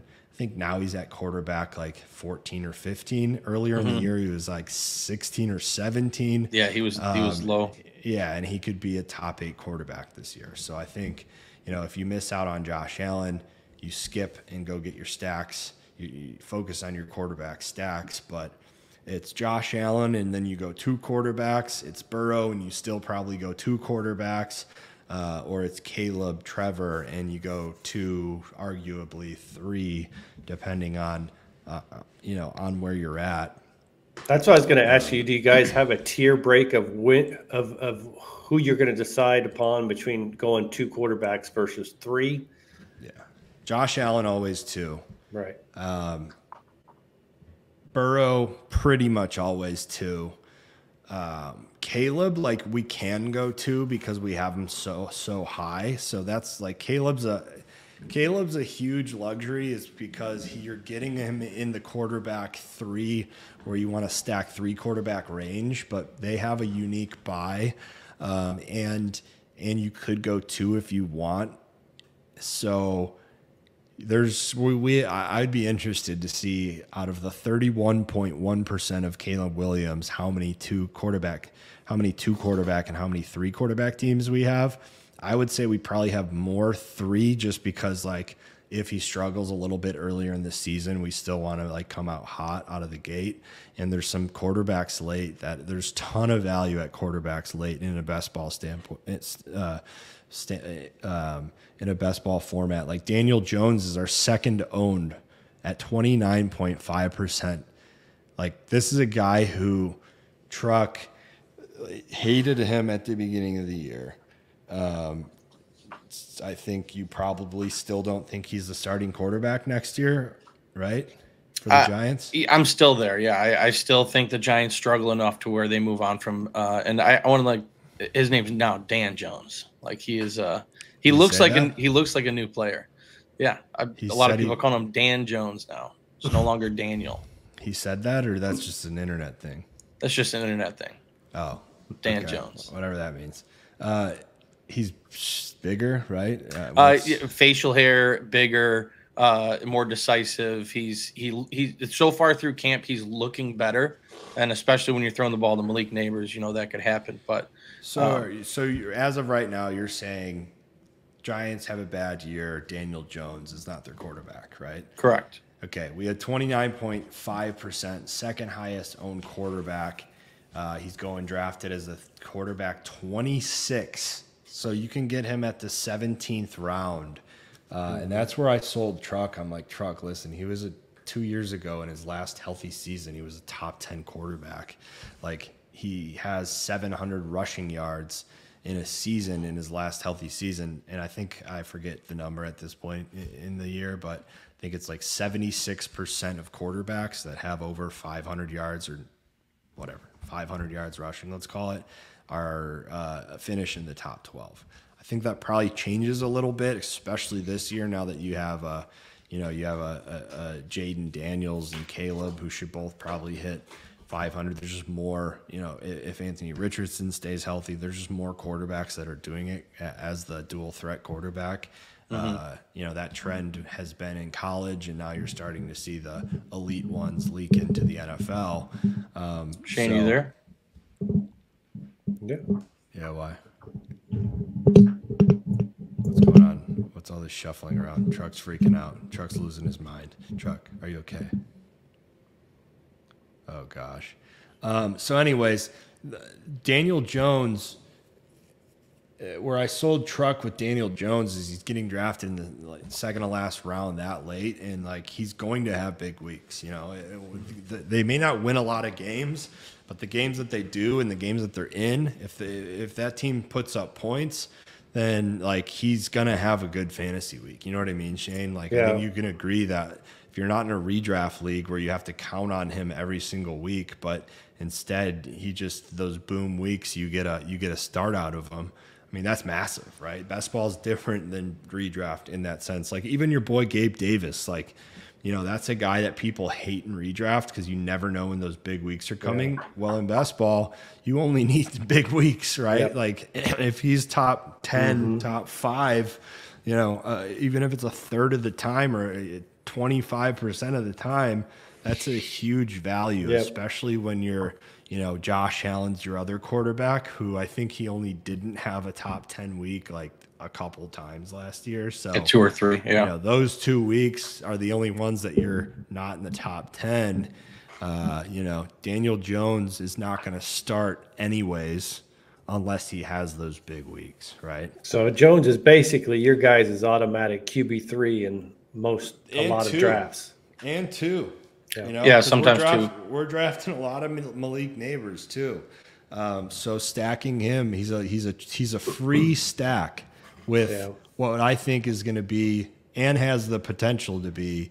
You know, I've already said I like him. He's on my rankings ahead of Marvin Harrison Jr. I think he's, you know, top dog out of that rookie wide receiver room. I think he could be a top 10 wide receiver easily. I think I got him on my rankings at like 8 or 9. I'd have to bring those up too. Let me see. I have him currently at 10, right behind Devontae Adams. So, you know, that's a free stack late. Another guy who had a bad year last year, Bryce Young. He's quarterback 27. So again, in the 17th, 18th round, you can get Bryce Young, who has Canales, who has an actual wide receiver, potentially wide receiver, what I think it will be a wide receiver 1 in Deontay Johnson, and you know, a young core around him where it's like, yeah, they may not. I think I have them at 8 and 9 this year, so that's a massive step up from last year. But if they just progress and show that, you know, some of these young weapons are stable, then he's going to be a smash at the 27th drafted quarterback. You know, Justin Fields is getting drafted at like quarterback 25 right now, ahead of those 2 guys we just named. And that fucking dumbass piece of shit quarterback went out, fumbled the ball twice, and got sacked on 3rd down. Truck is heartbroken because he thought like he's going to run away with the job here in camp. He's the greatest quarterback ever. The Bears screwed him, but he's so talented. I want to suck his dick. And all right. Does what Josh Allen does and sucks ass. Or Justin Fields, sorry. Yeah. Definitely not Josh Allen. Talking out your ass there. How did that feel, Chuck?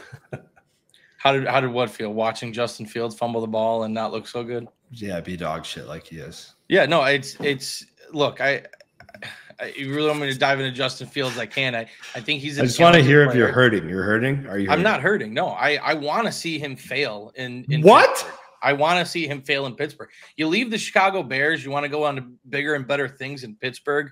But guess what? Steelers are going to be trash this year. He had no chance. Be terrible. It wasn't his choice. What? Oh, to go to. I understand that. He wanted to stay. I get that. So he didn't move on to bigger and better things. I'm not. He was kicked out because he sucks at quarterback. Listen, I am not okay with the narrative if Justin Fields ends up being a really, really good quarterback in Pittsburgh, and it was just like, oh, he just couldn't get it done in Chicago. Like, I'm not okay with that narrative. I understand the Bears organization is trash. I like Justin Fields as a person. I like him as a player, but I don't wish him success in Pittsburgh. Wow, I thought you loved him. No, it's the tale as old as time. Anybody that leaves Chicago, they go to another team. You know, you can go back all the way into the early 2000s. They end up playing really well on another team. Surprise, surprise. The Bears organization hasn't been very good for quite some time, but I'm hoping that narrative changes and Justin Fields fails miserably in Pittsburgh. Bears are back. All right. Let's get it. So basically, I think we may have a similar answer, but I just want to cover just to make sure. So is the strategy for you guys the same with tight end, where you're targeting an elite option early in drafts, and then with that you only go a second tight end, and then you watch. With that position, what is your tier break for, okay, after tight end blank, we need to get 3 tight ends instead of just 2? Yeah, tight end's a lot different because we pretty much go Kincaid as much as we can. A part of this is I always say in those draft rooms whenever we stream, that I'm addicted of drafting certain players at their ADP. Dalton Kincaid is one of those guys. Caleb Williams is one of those guys. DeAndre Swift is one of those guys. Josh Allen, too. Saquon is one of those guys. That's Kincaid is like who we look for. A lot of times he's going in the middle of that 5th round, beginning of that 5th round. And if we're in that, 101 to 106 spot, we're likely going to get him or at least try to. And then he's a one tight end guy. Kyle Pitts is towards the end. Basically, at the beginning of drafts, we're going for Kincaid. At the end of drafts, we're going for Pitts. If we strike out on those two, and then we're always getting Dulcich. He doesn't share a bye week with either of those guys. And we have, 85.3% of Dulcich right now. We mentioned that in the Herzig episode, Truck, and he was mind blown. He was literally like, "You're kidding, right?" And I was like, "No." And he goes, "Every single time Dulcich fucking scores, I'm going to be thinking of you." Mm-hmm. Yeah. That's how epic that 85% of 434 drafts, we take Dulcich in the last round. So yeah. So that goes to show you so it's basically, that's the strategy, Shane, is it's Kincaid at the beginning, Pitts at the end. And then if we strike out on both of them, then it's Freiermuth, 14% of him. We have 19% of Pitts. Then we have 14% of Freiermuth. He's kind of the steady Eddie guy that, if we miss out on those two, we get him. Musgrave as well, Otten as well. But, Juwan Johnson's a guy that we have 10.4% of because he's basically being drafted in the last round, 17th and 18th round. He's projected to play week 1 at this point. He's already been out on the practice field in a boot, but I think he's likely to play week 1 is the last thing I read, or maybe that was Kendre Miller, but he's not going to miss a lot of time. And that's a guy that you can get in the 17th, 18th round that you're going to have him in your roster if he scores a touchdown. His touchdown numbers has been high when he's on the field. So if he scores us 5, 6, 7 touchdowns, that's 5, 6, 7 weeks that we have him as a starter. That's fucking valuable, right? That's close to a third of the best ball league, the lifespan of the best ball leagues. So Conklin's a guy we end up with a lot of because of Garrett Wilson. He's one of our targets in the first round. Shane O'Mac likes Conklin. So that's kind of the tight end strategy. It's really cut and dry. It's just who are our guys? Let's go get them and then focus on just stacking up running back, stacking up wide receiver. Those are the two position groups that we are spread a little bit more thin because injuries do happen. You don't want to get too planted. And then, you have 85% of Jamar Chase and he goes down with injury. That's not good. You have 85% of Dulcich and he's sitting behind a guy who we drafted with the intentions of only having basically a second guy just for their bye week, then it's not as painful, So yeah. So quick question. I wasn't even planning on this, but you brought up Juwan Johnson. I'm just curious on your very specific thoughts on this. Given that we like the spike weeks in best ball, why isn't it more Taysom Hill than Juwan Johnson? Truck, you can. So that's a great question, Shane. With the whole Taysom Hill thing, it's hard. It's undeniable his production over the last couple of years, and he does have those spike weeks. It's something that we just aren't ready to go in on with Taysom Hill. I feel like he could disappear at any moment, and Juwan Johnson seems like someone who, as a tight end, could get you. I got a better answer for you, Truck. I'm just going to cut you off. I don't even think Taysom Hill's listed as a tight end in Underdog, so that's the better answer. Is he? That's a good question. He goes undrafted.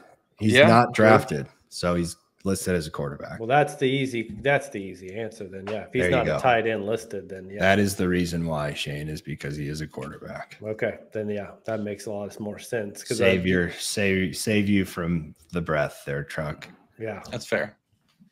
Yeah, that makes much more sense then. Okay. I think his ownership is 0%. Yeah, as it should be if that's the case for sure. Or maybe there's someone that's just trying to troll like you like to do, Shane, and be like, let me piss off the roadshow and draft Taysom Hill. No, I'm pretty sure. Real talk. I'm pretty sure he's listed as a quarterback. You see him get drafted 0. So okay. All right. So now I want to shift. Now we kind of got into strategies. I just want to get into kind of like some of your favorites, and I want you guys to talk about both of you. We'll start with you, Truck. Like, what's been some of your favorite stacks that you've been doing this year in drafts that you have been targeting, and some of your drafts this year? Yeah, so I mean, you kind of heard it in a lot of Kulz's answer. He kind of broke it down for you. We're targeting Josh Allen. We're targeting Dalton Kincaid. We love drafting Keon Coleman at his ADP, and then Khalil Shakir and Curtis Samuel are so cheap. So that's one of our main stacks. Another stack we like to get a lot of is the Drake London, Kyle Pitts, Kirk Cousins. That's one of my favorites. I really think they're in for a big year. And then those late stacks too. We love drafting Malik Neighbors. Drafting a quarterback to finish your stack very late is something we really are interested in doing. And you see us do it a lot in our live streams. So between those three, those are the three I would highlight. I'm sure Kulz could come up with a few more too. Who did you say? Josh Allen, Dalton Kincaid, Keon Coleman, that stack, and then Kirk Cousins, Drake London, Falcons, and Giants. Yeah, Buffalo Falcons, Giants is what I mentioned. Yeah, to add on to those, you covered Buffalo really well. You covered obviously Falcons is pretty cut and dry. I mean, you can throw Mooney in there, and I actually think Mooney's going to be good for best ball because I think he's the guy that you'll see some like 50-yard touchdowns out of. His ADP isn't like too sexy, but because he's going to have those big weeks, you can throw him into those stacks and it works. The guy that I would add to the Giants is we've been getting a lot of Tyrone Tracy. I think he's probably one of our top 5 owned running backs. Mm-hmm. Eric Gray had a big week, but like in terms of where his snaps came compared to Tracy, I like where Tracy was on the field, and I actually loved the way that he looked. So if you look at box scores and you don't watch football, then I would suggest looking at highlights because Tyrone Tracy looked like a running back, and that's all I needed to see out of him. Like his knock is like that he's all, converted wide receiver, and like, he's just as this pure talent, like this too raw of talent, and like it's not going to work translate year one. I thought he looks like a running back, and I thought he looks really fucking good. So super excited about those shares. We have 24.7% of him, and he is the 7th highest owned running back for us. Very excited about him. He gets drafted. Let's see what that said. Running back 59. And that's a guy that I think he can have some big weeks, basically a free dart throw that could pay off. So you throw free dart on DJ, free dart on Tyrone Tracy, and then Malik Neighbors. We're cooking with gas. So, that's one of those you're not always playing. You got to think about these markets as where is the value, because am I super high in the Giants?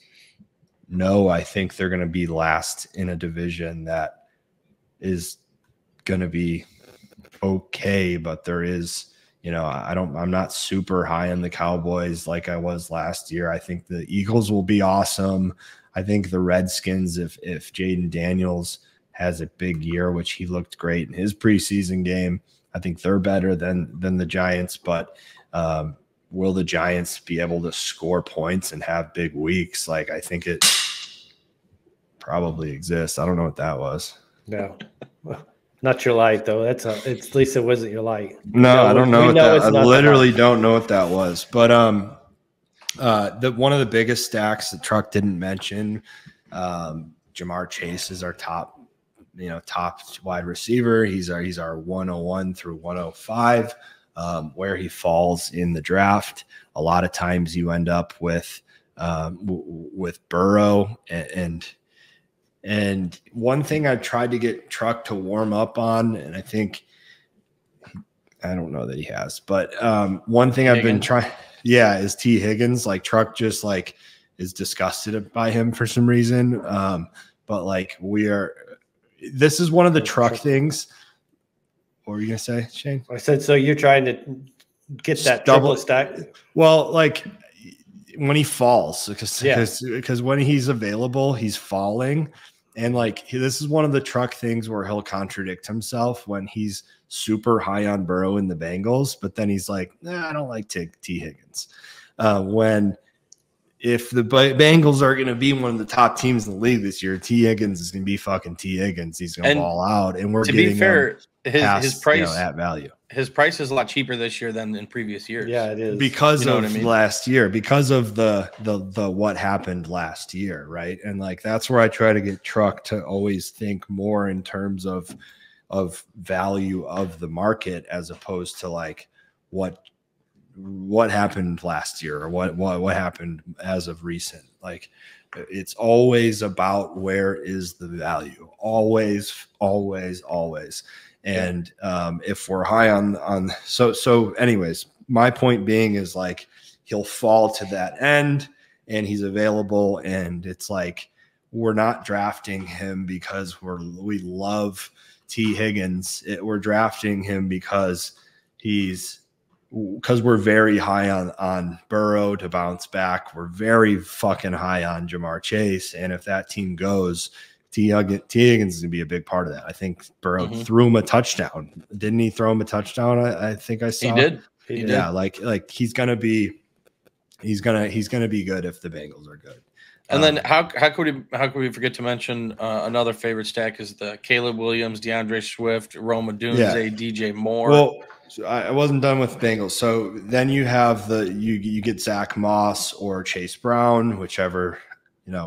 I think at this point I prefer Moss because Brown's just getting steamed and he's being drafted ahead of Moss. And I just don't necessarily think we've seen anything for that to happen as much as heard camp talk. So, and then Gesicki, a guy that Truck was huge on last year. There was a little bit of news that he could be in the slot. I think he's, they do have like multiple guys in that tight end room. But I think Gesicki is the one that they'd look towards to pass catch. And again, he could have 4 touchdowns this year, and getting him in the last round, he's a starting tight end those 4 weeks. In a stack that like we're huge on the Bengals. If they're a team that explodes late in the year, and I actually think I saw a tweet. Here's a classic Coles seeing something but not really making note of it. I think they released the season-long spreads and totals, and the Bengals were the 3rd highest team in points per game on weeks 15 through 17. So like that would be, I'm not a super math analyst guy, but that is a data point that I would pull is like what are the teams' points per games in that week, and I would go off of that more so than let's stack week 17 like little fucking junkies. So Bengals, Truck just mentioned Bears. I'll give you this one, Truck, since you are wearing a Bears hat and you probably are a little sore and walking a little funny from yesterday's Caleb, scrambling right, firing across his body 18 yards to Cole Kmet on the run. Yeah, Caleb looked good. I mean, there's no two ways around it. He looked good, but other than that, it's one of our favorite stacks, and I'm mad I didn't mention it first and foremost. But someone like DJ Moore is someone we're targeting heavily in drafts. I think I really like the way our team looks with DJ Moore on it, and then Rome Odunze as well. DeAndre Swift, is he our second highest running back? Yeah, I didn't want to cut you off. So you said one of our favorite stacks. I'm gonna raise you one. Caleb Williams, highest owned quarterback, 31.1%. DeAndre Swift, highest owned running back, 42.6%. DJ Moore, second highest wide receiver, 33.2%. And I'm guessing, you got more Rome than Allen, right? Rome Odunze, 29%, sixth highest owned wide receiver. We haven't full faded Keenan Allen, but we have one share in Best Ball Mania 5 of Keenan Allen. Truck, how do you feel about that? You know, I wish we had a higher owned percentage for Keenan Allen, because I do think it's really up in the air on which one of these wide receivers are going to benefit on a week-to-week basis. I think it could range. You know, we could see a week where Keenan Allen is the guy. We could see a week where Rome is the guy. All three of these receivers are elite receivers, and I feel like that could be a thing that we miss, is just having one share of Keenan. But I love our shares in everyone that you just mentioned with the Bears. Who do you think outscores? Who do you think outscores who? Keenan Allen or Rome Odunze? You know, I think by the end of the season, I wouldn't be surprised if Keenan outscores Rome, but I would put my money on Rome right now. But it's so who outscores? Not by the end of the season and all these fucking words that you use to try to Rome Odunze not be as straightforward. Keenan. Who Rome Odunze outscores Keenan? I wouldn't be surprised if I was wrong on that. Okay, so as Rome Odunze is getting drafted as wide receiver 39 and Keenan Allen's getting drafted as wide receiver 33, that's why we have 29% of Rome and one share of Keenan, is because I am very confident in that. So how you have to look at this, Truck, is give a confidence level. So moving forward, and this is probably what we'll have to do more next year than we do right now, is put a percentage down on that. So are you 70-30 that Rome outscores Keenan Allen? Are you right now 20? Are you what are you? Right now I'm 60-40 that Rome outscores Keenan. Then 60-40 you should be drafting that instead of essentially 100-0, which that makes sense. But it should be but then so you're 60-40 Rome over Keenan, then you have to bake in their current ADPs. What is 33-39? Probably maybe close to a round. So that's pretty significant as well. So you should probably have, you know, again, I haven't done any math, just by making my Coles math, just assumptions. You should probably have 80% Rome, 20% Keenan. And I think this is a prime example of, we're not going to really delve into this, but, you know, for people like you who started drafting very early from the get-go, and you were drafting more of Rome at the ADP, we've probably seen a big shift in those ADPs. Like, I feel like Keenan Allen was a lot higher than wide receiver 33 at the beginning of best ball drafting. And now that gap between him and Rome is closed, where at the beginning you were probably even getting a much better value, right? Yeah, for sure. So here's another thing, Truck, like third wide receiver 31, Terry McLaurin. Who are you taking, Scary Terry or Keenan Allen? Taking Scary Terry 10 out of 10 so times. If we sat here and we broke down, like, there's a reason why we have one share. You can't look at it so black and white, because if I sat here and had all the data in front of me, I am fairly certain you'd be like, all right, you're right. Like, yeah, that makes a lot of sense. If we're sitting there with Terry and Keenan, almost 100% of the time, I'm going to say Terry. So yeah, it's value, dude. Every single thing is value. Like, do I think Keenan Allen is going to be someone that I want 0 shares of? No, but like, because I think he's going to be good. That, you know, we've heard Kay Adams sit down with him, and he said, that he feels, you know, rejuvenated being being surrounded by, you know, young pieces with Rome and Caleb. And he said that he wants to win with Caleb. He believes in him as a leader. Like, so that's a guy who could come out, who's coming off of a great season, and like he could come out and have a great year. It's just, where he fits in, where he's getting drafted. I just think he's one of those guys. I'm so confident in Rome scoring higher than him that I want Rome, not Keenan. We're kind of getting off on tangents, which is fine because this is all really good, good information, and we've done so many drafts that I think it's important. And if people are listening, they're gonna like this type of content, anyways. But that's answering a lot of questions there. But another stack, I'm gonna start firing them off, and as I do, Truck's gonna be like, "You're right, we fucking love that one." We have a lot of Bryce Young, again, as I mentioned, QB 27. He's a free late piece. Jonathan Brooks, Deontay Johnson. Deontay, I know Shane O'Mac is a huge Deontay guy. He's being drafted as, where is he? He's being drafted right now as wide receiver 40. And we have 16% of him. He's one of our top, 20 guys. So, love him at that wide receivers 40 spot. Think he can be a top 20 wide receiver. Garrett Wilson. We pretty much exclusively look for Garrett Wilson after that Bijan little middle with Bijan. You get Chase from the 101 to 105, maybe. Then you get Bijan at 106, 107, and then you get Garrett Wilson from 108 to 112. So the Wilson, Conklin, sometimes Rodgers in there. Malachi Corley is a guy who we've got a good chunk of. Mike Williams is someone that we've just that's a best ball guy. That's a guy that can score touchdowns. And when people score touchdowns, they're in your roster, right? Like Mike Williams could legitimately be this Alan Lazard role, but an absolute monster if he's on the field. I know Shane O'Mac, you were worried he was going to miss time. I saw from one of our fantasy, one of our doctor, I guess he's not as much fantasy guy as he is just football doctor.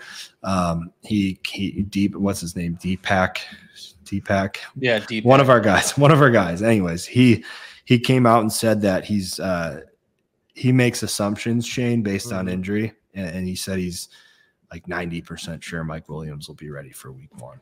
So that's a guy that, we're drafting him for weeks that he scores touchdowns and he'll be in our roster. Well, if we have him at week 1 instead of week 3 or 4, we're happy there, right? So Jets, we definitely have a decent amount of Jets. And then Truck mentioned Falcons, Packers. We got a decent amount of Reed, a little bit of Watson, a good amount of Wicks, which I love seeing that 65-yard touchdown. Musgrave, little bit of Jordan Love, but not a ton. So we do have a lot of Packers. And then we have I'm surprised Truck missed this one because we have a ton of Redskins. We got Terry McLaurin, we got Dotson, we got Brian Robinson. We don't have Jaden Daniels, which sucks after seeing him play. We have a rule in drafts. Yeah, he looks outstanding. He looks so good. But there was very early on when I said, Truck, do we really draft Jaden Reed, regardless of stack, if Caleb Williams is on the board? Jaden Daniels, yeah. Jaden Daniels, yeah. If Caleb Williams is on the board. And that's part of the reason why we have, 31.1% of Caleb is because of that mindset. And I think if Caleb is a top, whatever Truck has him as top 5, I have him as top 4. He's looking at it, number 4 redraft quarterback. If he ends up living up to that, we're going to be fucking money with that 31% share. So, and then of course, Dulcich, a little bit of Bo Nix because he's free in the last round. Dulcich, Marvin Mims, Javonte Williams. We have a good amount of him. So that's those are our highest owned: Bears, Bengals, Panthers, Jags, Jets, Falcons, Packers, Redskins, Broncos. Some of those guys is strictly value. Some of those we think they're going to be the best teams in the NFL. So speaking of favorites, I wanted to also get you in. You talked a little bit about different positions, but what's been your favorite draft slot you have gotten, or what's when the lobby opens up? What is this one slot that just gets you guys hard? 103 for me. Okay, 103. Truck. Yeah, it's 103 or it's the back end, like 110, the 112 range in that back. It's really, there's nothing that identifies me one more than the other in the back end, but I do like getting the stack of Garrett Wilson and Drake London, and then getting Kyle Pitts, and that whole structure of the draft at the end of it. I'm all in on that spot too. I like 103 is number one, but 101 to 104 is really where I like to be. 103, I just think is the perfect mix of like, we're not taking Jamar Chase too early according to the market, and we don't have too big of a turn to where we have to like, when you're at the 103, you can read two teams really well. If one of those guys have taken, McBride or whoever, then we can always take Chase on the return. Same thing with Burrow. Like, we almost always let him go through the turn, and you just pick up on a spot or two of value. And you're able to, get DeAndre Swift confident that Burrow will come on the turn or whatever that is.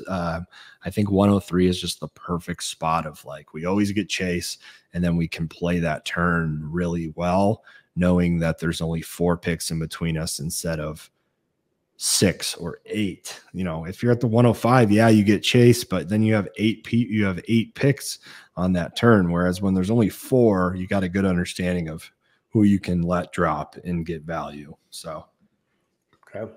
Well, I think we've got a pretty good idea of the players you guys cannot stop drafting based off of the ownership shares you have stated. But yeah. what I would like to get, like, who is somebody maybe you're like going forward, maybe you want to get less of, or you are saying, okay, we need to maybe reduce these shares, or this is probably somebody we need to just stay away from.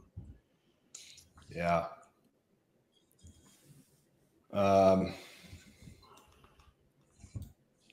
To fire away if you have anyone off the top of your head, Truck. Well, a lot of it's just stuff we're hearing from camp. Injuries, obviously, that come about. You kind of got to take down your ownership of. I just mentioned to Kulz after something recent was the Hollywood Brown, and he did mention, he's like, hey, now I'm drafting Rice over Hollywood recently anyway. We see the whole Rice news not come through, so it seems like he's not even going to get suspended this year, and he's being drafted at a value where he's at. So that's just one that pops off the top of my head. Yeah, we injury-wise, we've pumped the brakes on Marshawn Lloyd. He had the hamstring issue, which is too bad. Hopefully we get better news there. We have 17.5% of him, but we were already kind of reducing shares of him, and not because of we don't believe in his talent, but because he's getting pushed up the draft board a little bit more. People that I don't want as much of. I'm looking at the top of like the hot at our exposure and scrolling down, and I'm just so happy with everything we have so far. Like we have, where is he? I'm getting hard continuing to scroll up. We have 29.5% of Lil Shaker.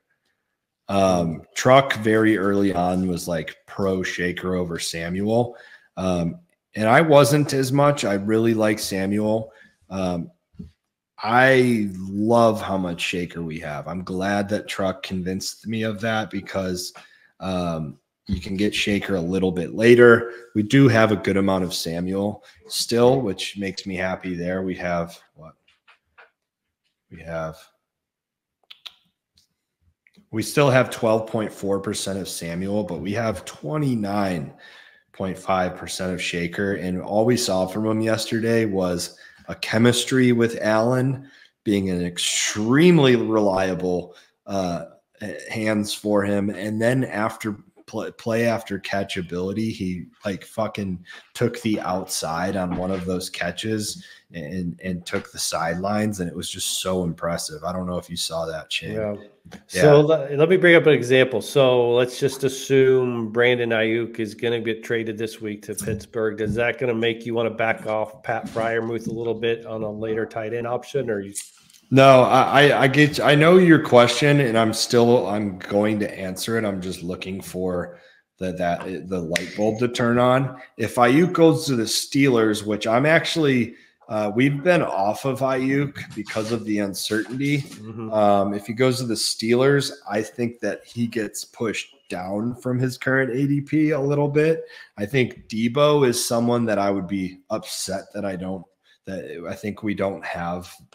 We might have a couple shares of Debo, and that's someone that I would be like, fuck, because I think he would definitely pay off, but like he's already getting drafted as if Ayuk's not there. He's now steamed up to like the beginning of the second round, and I don't know. I would still rather have like Drake London than Debo, maybe, even though Debo, at least as of right now, if we know Ayuk's not there, then yeah, I would love Debo. But like if that trade with the Browns went through and Amari Cooper went to the Niners, I don't necessarily like love Debo at the beginning of the second round. I would love our Cooper shares, Mm-hmm.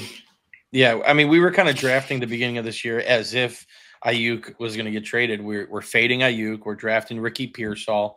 And I think one of the pieces that we weren't doing was drafting Debo Samuel. But we just not that he was even going to get traded as much as like I'm not going to invest early second round capital in a guy that I don't even know where he's going to be. Mm-hmm. And that's, again, you got to always think about like where is the value. Ayuk was getting drafted last year. I don't know. He was one of our 4 or 5. He was one of our highest owned receivers. Yeah, even further than that, like probably around 5. And like, he's now a second rounder. Nico Collins, like he was one of our highest owned receivers last year, and he was 16 or so, and now he's getting drafted early second. Like, you got to see if all of the value has been squeezed out when you're that earlier in the draft. People always say like, oh, you're drafting Drake London at his ceiling. If you're drafting in the first round, every player you're drafting at their ceiling. You know what I mean? Mm-hmm. So I just like the guys that have been doing it. Ayuk not knowing who's going to be throwing him passes. Like we're just off on that because, if he's on the Niners and he's happy, then yeah, maybe. But that's just not a guarantee. Who do I want less of? Gosh, like kind of Diggs, Diggs is someone we have a good amount of. I always feel so fucking dirty taking Diggs because that's one of those guys that like he could be awesome. We have 18.2% of, and I love Diggs.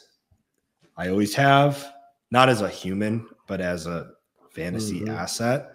And he's on an awesome offense. Like I've been saying all season long that I think the Jaguars are going to win that division. Like, no, I don't. I think the Texans are going to win that division. The Texans look every time you say awesome. that about the Jags, I'm just like, well, that's the NFL, dude. Like most of the times, like you can take a team like that and be like, Texans wildly outperformed expectations last year.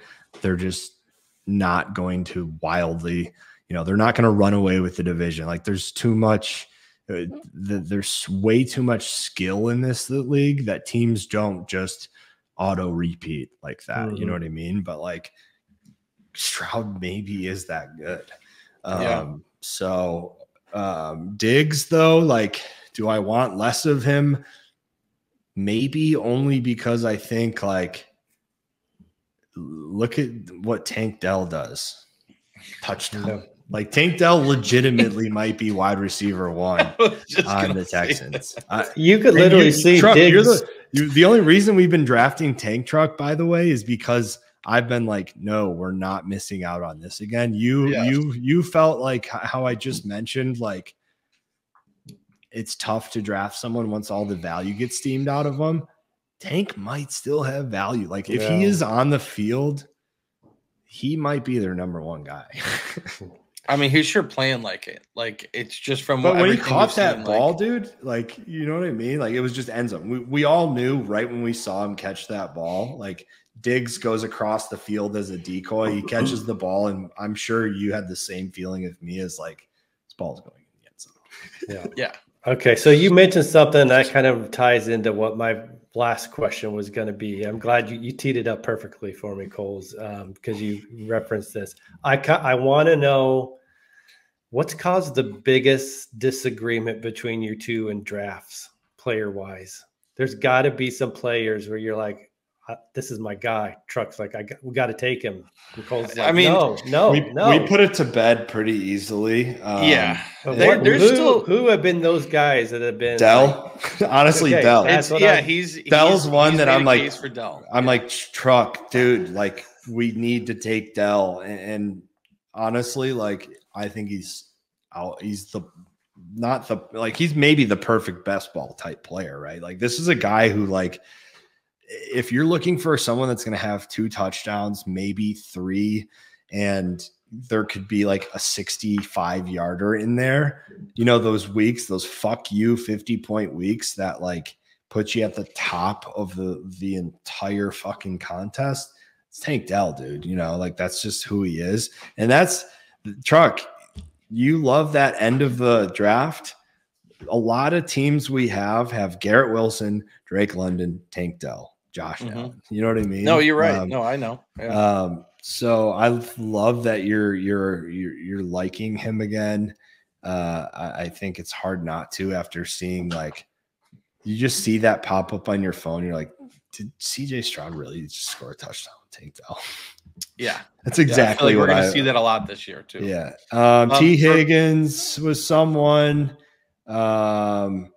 I always feel there's a couple guys late that I'm like, Truck, you're gonna hate this. Dameon Pierce was one. Kendre Miller is someone that we had 0% of, and then he tweaked his hamstring, and he's basically like free now.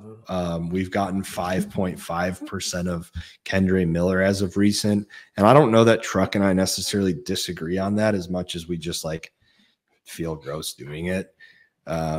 Russell Wilson, we've had a couple shares of that feels disgusting doing. I know I think Truck's always like, I'm gonna close my eyes, you just do it. Yeah, as I gag. I think last year when we first started this, along with the podcast as well, we had a lot more differing opinions. But the more that Coles and I work together, the more that we talk about players, our interests kind of align a little bit more this year than they have in previous years. So I don't notice a lot of the discrepancies as I did last year. But I mean, one for me that I always try to campaign for is James Conner. I want James Conner on teams, and it doesn't always happen. And I'm not fighting for it too much because it's not that I think he's going to be a top 10 guy. I just think he's a value at where he's being drafted, and he produces fantasy. So he's one that I just off the top of my head is someone I usually campaign for, but only 2% owned, so I don't win that battle too much. Here's a reason why 2.5%. Here's a reason why I don't think we argue as much is because I can typically sell Truck. He's very open. Like he's very we're both I'm not as like open-minded, but in this, like everyone has value at a certain point, right? So like we have 2.5% of James Conner because I'm not against pressing yes on James Conner or pressing draft on James Conner. It's just like it has to be in the right position, and he's not one of those guys like B-Rob, for example. Like we have 27.9% of B-Rob, and that's because we both kind of got sold on him at the same time, and his value, he's RB 31 right now. When we started drafting him, he was probably like RB like 36 or 7. Like he was outside of the top 32 backs. He was basically like getting drafted alongside Eckler, even further back, you know. So there's some guys that like DeAndre Swift is the perfect example. We have 42.6% of them, him, and that's because I think I have him as my, let's see, it's right here. I have him as my running back 14, and he's getting drafted as RB 25. That's today after catching a 42-yard screen from Caleb Williams, and has looked. To see that truck, we haven't even talked about the Bears game. To see Swift catch that ball and go for 42 yards after seeing some of those nut on my face type fucking screen passes he's caught, the one-handing twisting, like, are you like, dude, to see that live in a game was like, fuck yes, this is a part of the offense that we're going to see a lot of. Yeah. Huge playmaking in the passing game. Like, he's getting drafted as wide receiver. This is a guy that Shane O'Mac, not a Bears fan, has been like, what is going on right now? Like, how is DeAndre Swift getting drafted at RB 25? You know what I mean? Like, Shane's been tooting the horn even as much or more than us. Like, so that's a guy where we have so much of Swift because we have him so much highly ranked than where he's being drafted. So, like, that's the thing with Connor. He's just like one of those guys that if his workload is outstanding and he's healthy, like, he's going to be good. But I don't know that, like, I don't know. Where do you have him? I don't know that any of us, do you have him as, I have him high. You do have him high. Holy shit. I do have him high. You do have mice, but I don't. And that's where we typically like, we gotta meet at a middle ground. And it's just, where does Shane O'Mac have him? Shane O'Mac has him at 21. So, you know, he's just getting drafted around his position. And it's just one of those things, like, where he's at in the draft, there's still wide receivers. He's in that range of like Keon Coleman, Brian Thomas, Deontay Johnson, Christian Watson. And like, these are guys that we like getting to wide receivers in that range. It's just getting your 6th wide receiver or your 5th and, you know, your 4th and 5th, or your 5th and 6th wide receiver as Keon and JSN and Deontay Johnson at that range, as opposed to when we get down to like Mike Williams and Jahan Dotson and things start to get a little like shaky, when we can get, you know, Chubb or Tyjae Spears in that range. I don't know. It's just one of those things, man. You gotta like find those pockets. That's like where the strategy comes, Shane O'Mac, is like knowing the board and who's going to be around in those ranges, you know? So he's just kind of in that like RB dead zone, I think they call it for us. Yep. It's just tough. Yeah. Yep. Okay. Well, I think that was a ton of good insight everybody's going to gain from that. I'm looking forward to see like what you guys end up as your final number this year. I'm sure you are. It'll be interesting to see what that ends up looking like. Everybody else, like, also on top of this episode, Coles is going to have an incredible Substack piece that's going to be best ball. I mean, a huge amount that goes into the manifesto. The manifesto. Right? There we go. Manifesto. Best ball manifesto. Yeah, I think in that, like, you know, Shane O'Mac mentioned he's very interested in the risers and fallers in ADP based on where things started. I think that's something that I'll get, like, you know, there's real information out there. So we'll have like we'll put together like a list for that. So yeah, it's going to be a really good article. I'm excited about it for sure. Yeah. Go check out the Substack, thefantasyroadshow.substack.com. thank you guys for sticking with us and watching through this lengthy episode. A lot of information. I think it's very valuable. So hopefully you guys take note and go check out Best Ball. Download Underdog, play some best ball drafts. You're going to have a good time. And we need a promo code Fantasy Roadshow. Yeah, we're working on that. We're working on that for next season. So, but you guys are the best. And everybody buckle up.